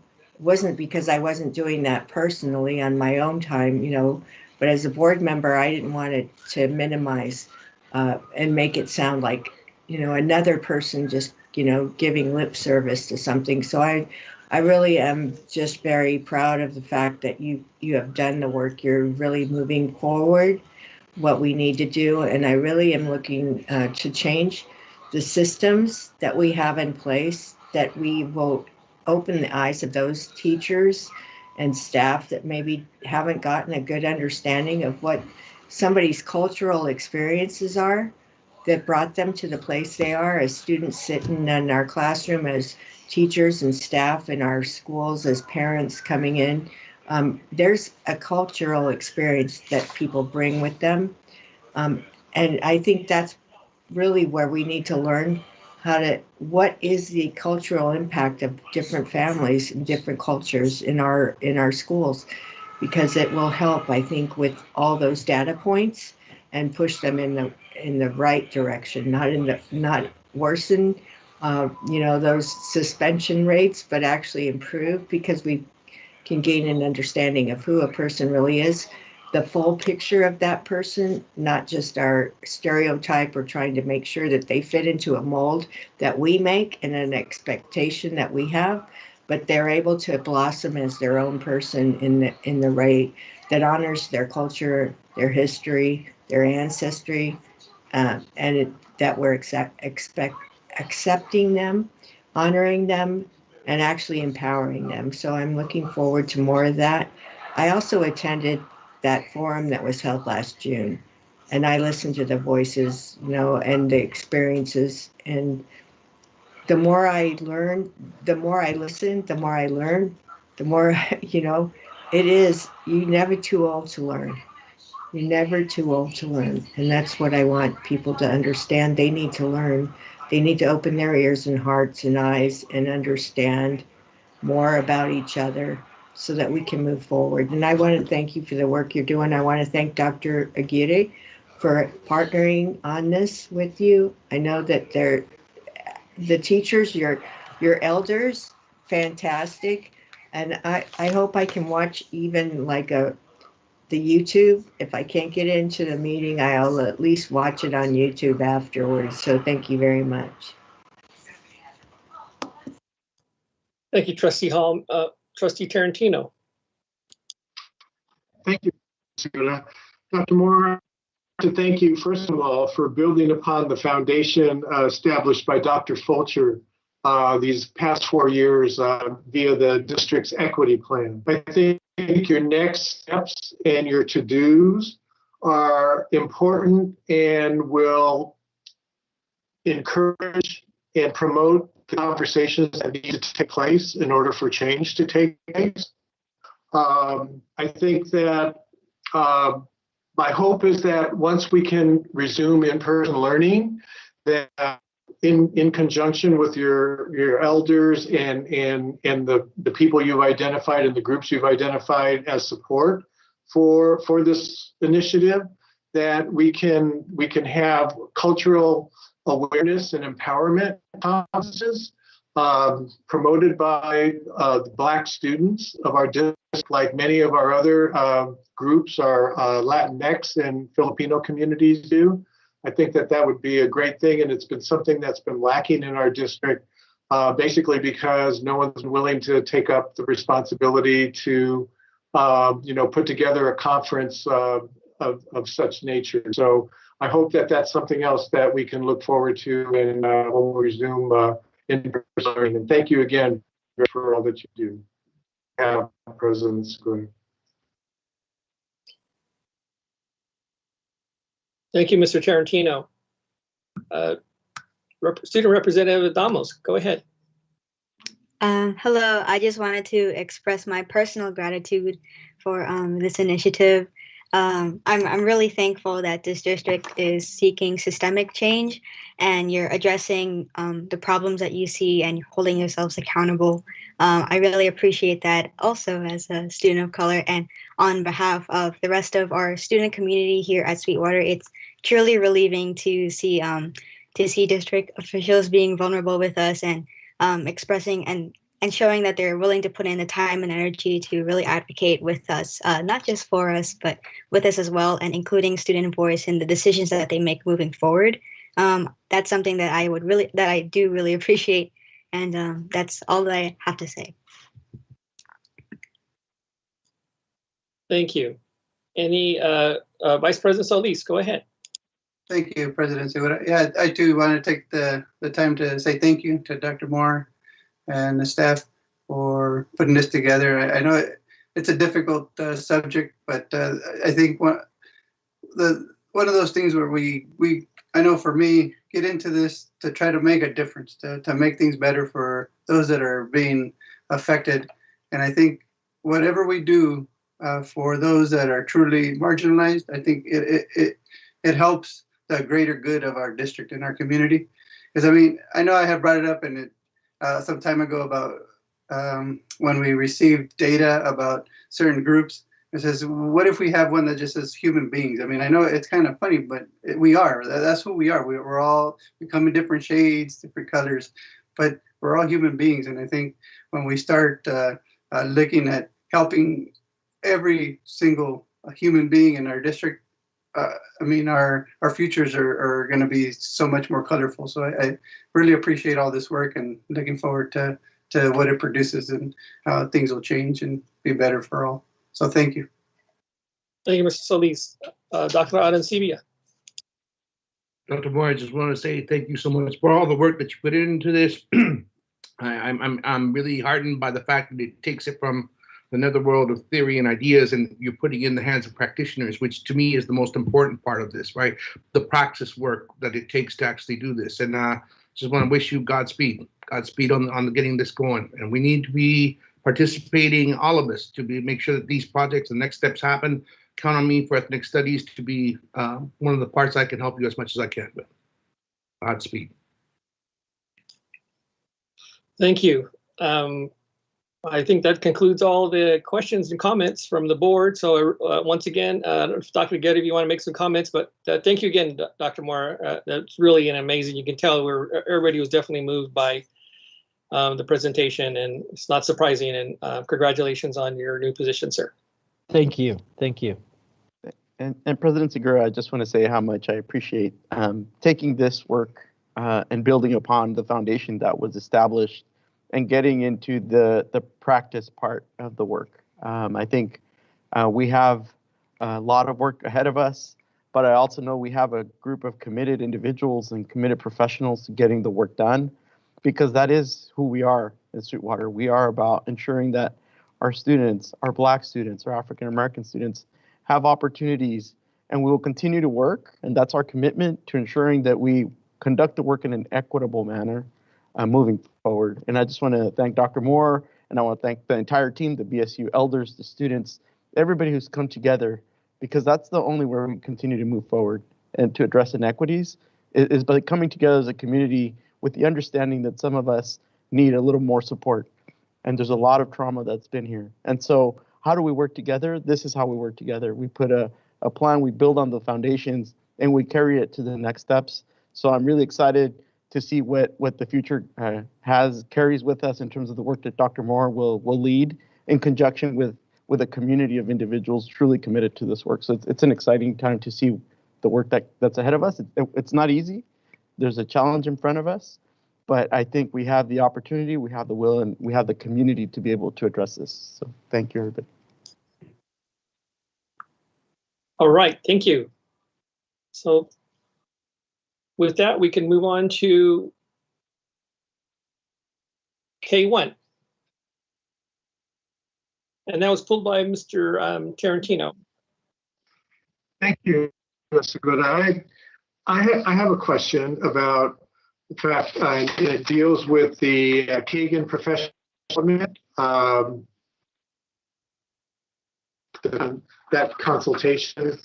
I know that at various times, all of us on the board have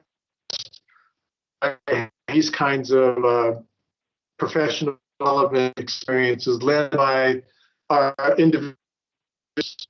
And I think for this specific professional development, I think we have the expertise within the district in order to do this. And I don't know why we're farming it out to it could be used for a different purpose.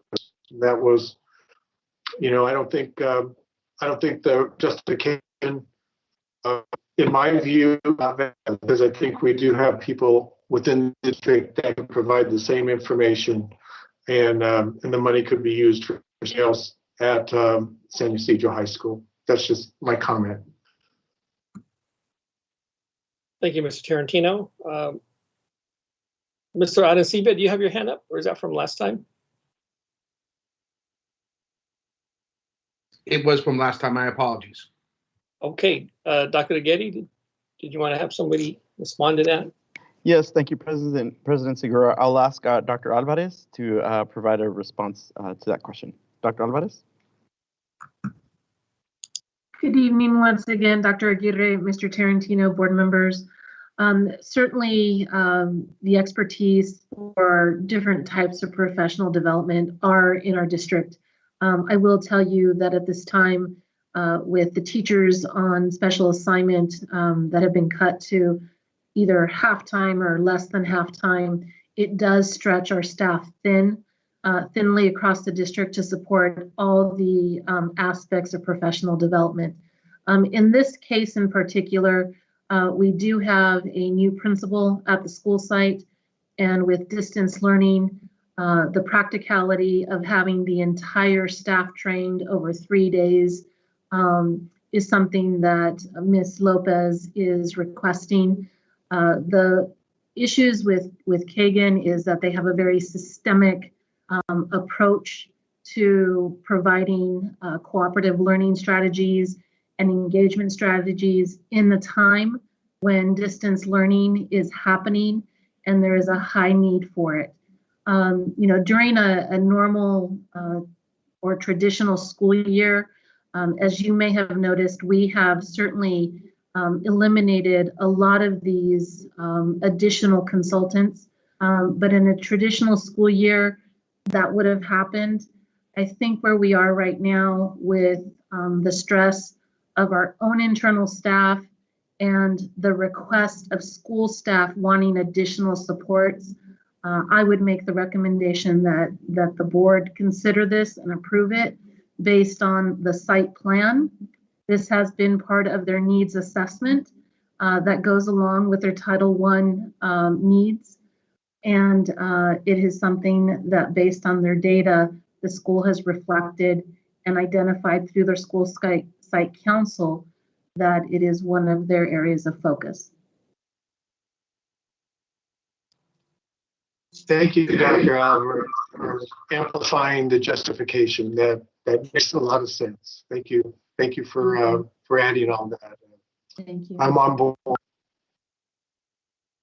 Thank you, Dr. Alvarez. Any other questions or entertain a motion? I move to approve. I will second that. Oh, go ahead, Frank.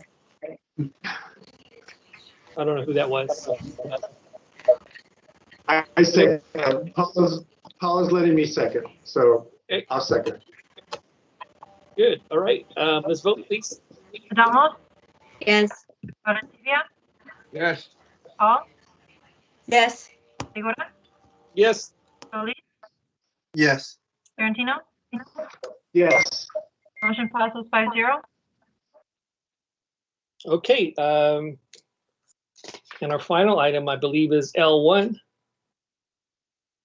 Yes, I just needed to read out a change on L1. The backup documents were revised. There was a document that was added and the fiscal impact was revised to reflect the savings associated with this item. The changes have been made on Novus and it was pulled by Mrs. Hall and Mr. Tarantino.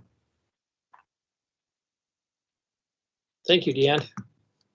Who would like to go first? Anybody?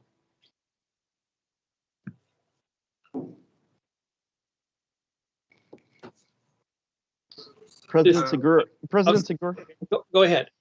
If I may, I just wanted to briefly go over kind of the rationale for bringing this forward. I'm sorry, I got ahead of myself there. Go ahead. I'm sorry, I got ahead of myself. I meant to go to you. Thank you. Deanne, would you mind pulling up the organization chart on the revised version? The one that shows the changes, or yes, the one that shows the changes. This one. Yes, this one. Okay. So, generally speaking, the theory of action behind this was to bring a greater alignment to the work that needs to continue to happen throughout the district. It's not to change the overall organization in an entirely different way at all. That is not what is being put forward. It also is to align with our ongoing approach, and again, theory of action, to find a glide path towards a future where we are projecting less students, therefore less revenue. So in that environment, we are bringing forward this revised organization chart, again, just in essence to bring greater alignment and reduce some expenditures where appropriate. So first, let me begin by pointing out the two green boxes, lightly shaded green boxes. Those positions are being recommended to be eliminated moving forward. In order to continue the work moving forward, it would establish the Office of the Chief Educational Equity and Support Services, as well as the Chief of System Improvement and Innovation. So again, generally speaking, in order to ensure alignment and continue the work moving forward. The boxes identified in yellow do not have a budgetary impact. Those are not contained in the budget. However, those positions continue to exist, and we are recommending, in essence, doing away with those. And lastly, we have the purple box, which is unfilled. And currently, the person who had that position is in the acting position over operations, facilities and operations. So that, again, is the general theory. It's not to bring a massive change or upheaval to our organization. It's to align our work and ensure that it continues to move forward for the remainder of this school year. And then acknowledging the fact that I'm in an interim capacity.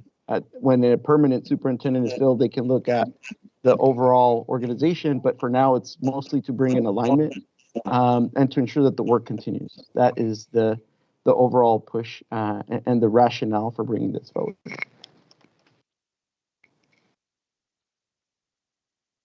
And with that, we did include a fiscal impact attachment to reflect how this would affect the budget in the out years, beginning with fiscal year 21-22. There are some budget savings. However, this current year, because of pre-existing budgetary commitments, there is a cost. However, in the out years, there would be a saving that would be projected. So with that, open for questions. Thank you, Dr. Getty. Let me see if I get everybody back on the screen. Oh, no, there they are. So I will just mention, I support this. I believe that it's important, and I've said it in the past as, yes, you're the acting superintendent, but I feel that we cannot just sit on our hands and not try to move this district forward as we have been. And so I think that's where it's important. And as you mentioned, there's always a chance for whomever becomes the superintendent to relook at this. So, but I support this, and I feel that we just need to keep moving this district forward, and this is one way to keep the work going, the workflow going, and we saw some of that work today. And I know Dr. Winters as well. I've sat through some of his presentations, and he does fine work as well. So I will speak in support of this. And who wanted to go next? I know Mr. Tarantino and Trustee Hall pulled this.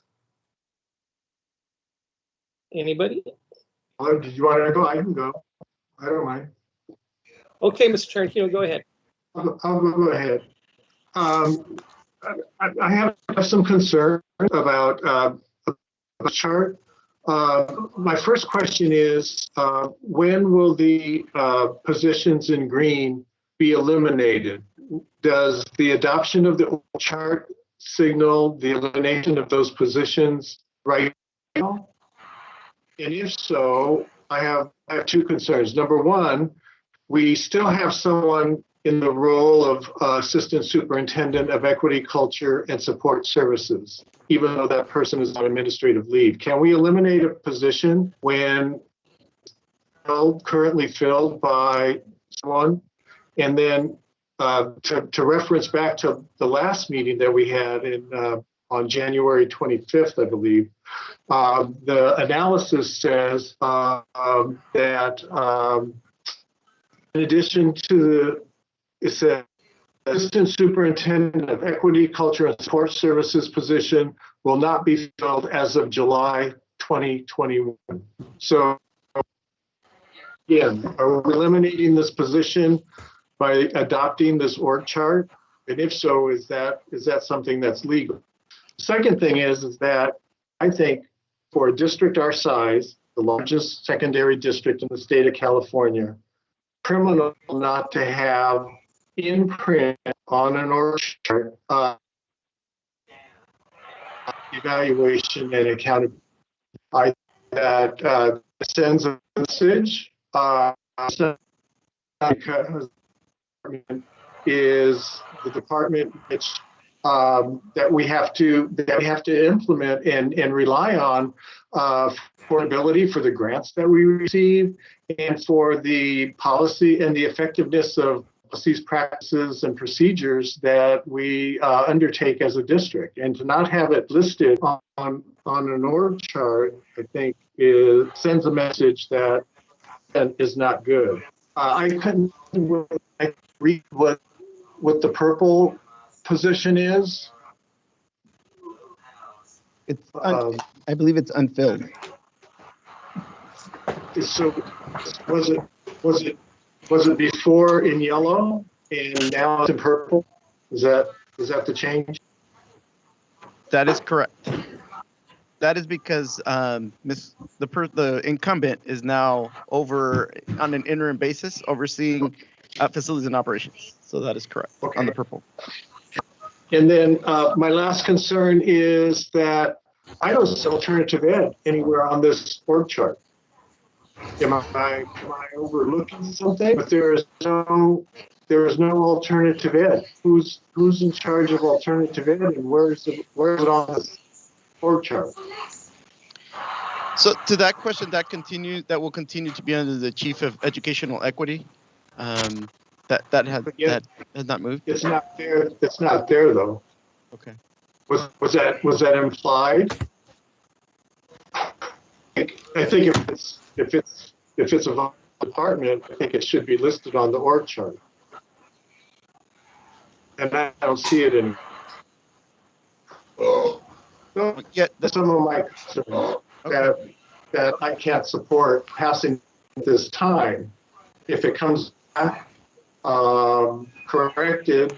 And another thing that I would have been helpful for is to have all the org charts adopted from Ed Brand.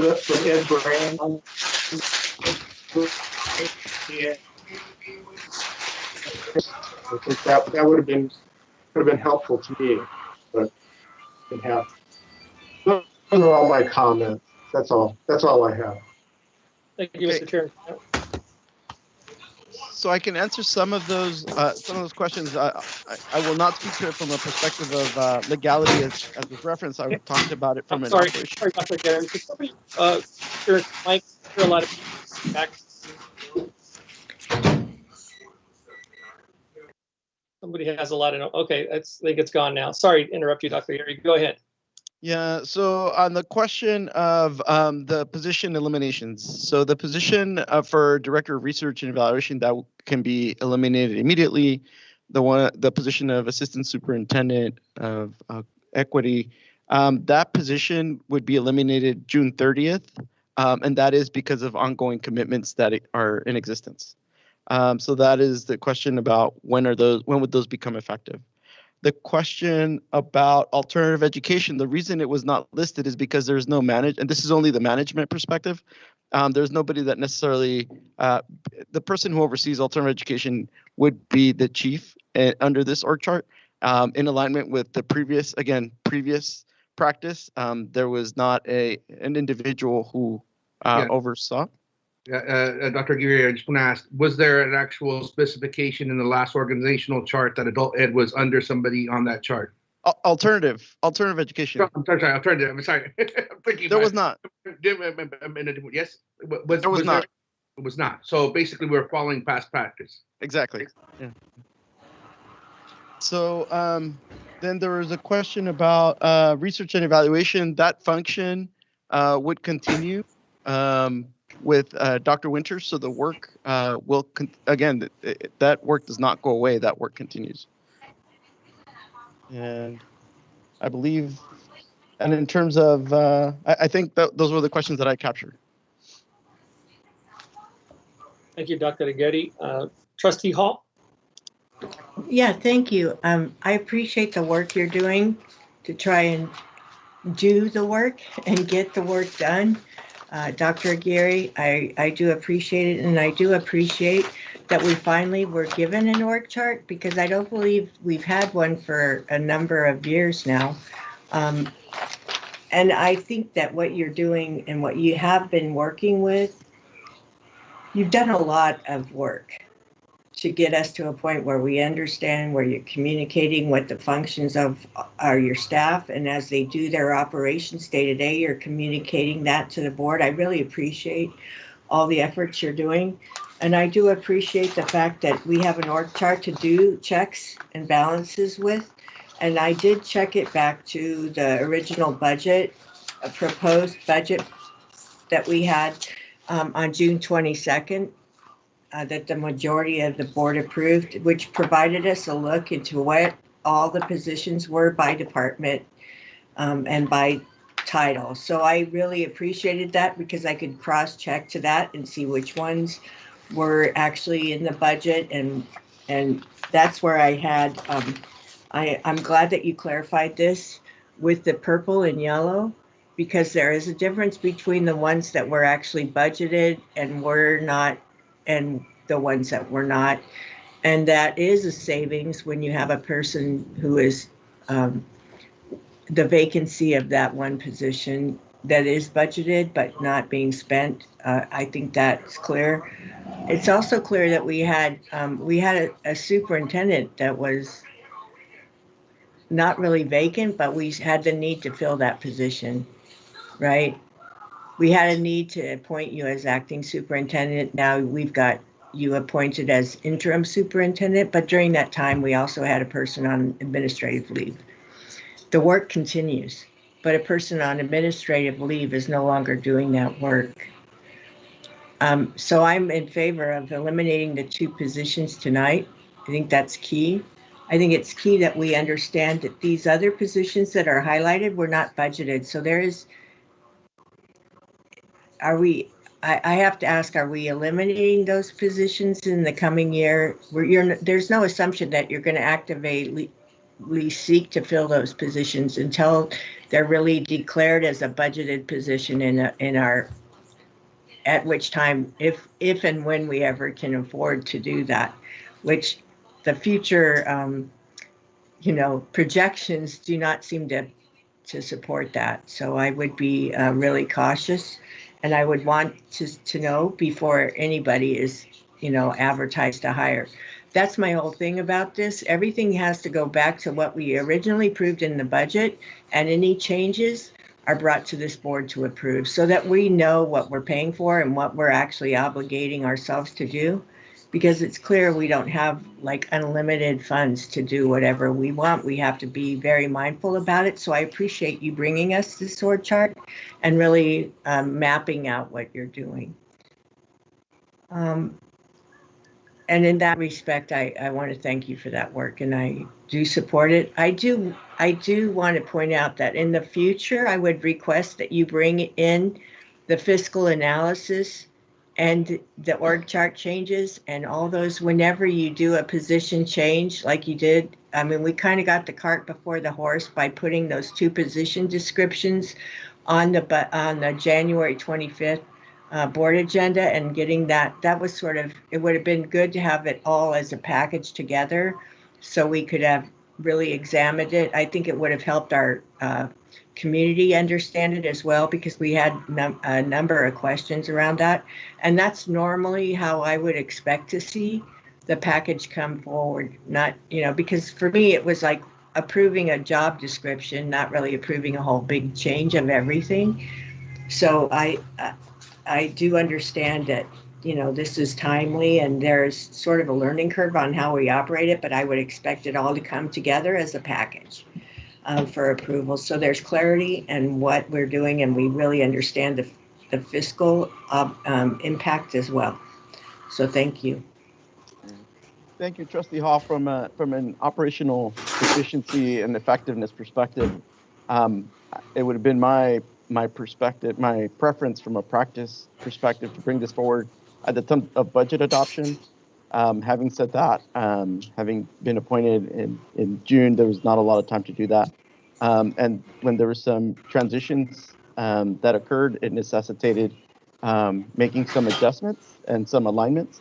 But I definitely agree that the right time to do this is in order to align it with the budget adoption. That is accurate. Well, no, I don't mean it like that. What I mean is when you bring a change during the fiscal year and you're impacting positions and really adopting new positions or changing their, and there's do the fiscal analysis at the time you're bringing those new job descriptions, and tell us how you're changing the organization by doing those changes. That way we see the fiscal impact, the organizational change, and we have the new and the old the coming in and the going out. So the positions that are being eliminated and what's replacing them all in one packet, in one board item. It makes it very clear. Not that you didn't bring these as needed during the year, that can happen. But I think what we need to understand is how to tie it back to our original adoption and what's changed since then, and to make sure we all have a good idea of what's going on. Because I think what's happened in past was we didn't really have that kind of clarity, right? Not before you came, and so in order to have that clarity and really to be transparent, I think it's good when it all comes together in one package. Not just a board agenda, not just a board adoption, because you're always going to have changes, not always, but there will always be impacts to the original adopted budget. It's really informing us as board before we make our decisions. Thank you. Thank you, Trustee Hall. Any other questions, comments from the board? I move to approve. There's a motion to approve. Do I have a second? I'll second that. Seconded by Trustee Hall. Vote, please. Adamo? Yes. Arancibia? Yes. Hall? Yes. Segura? Yes. Solis? Yes. Tarantino? Sorry, Mr. Tarantino, I didn't catch that. No. No. Motion passes 4 yes, 1 no. Okay.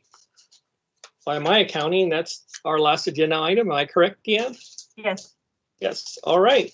So with that, we'll wish everybody a good night and see you all tomorrow at 4 o'clock. Thank you. Thank you. Good night. Good night, everybody.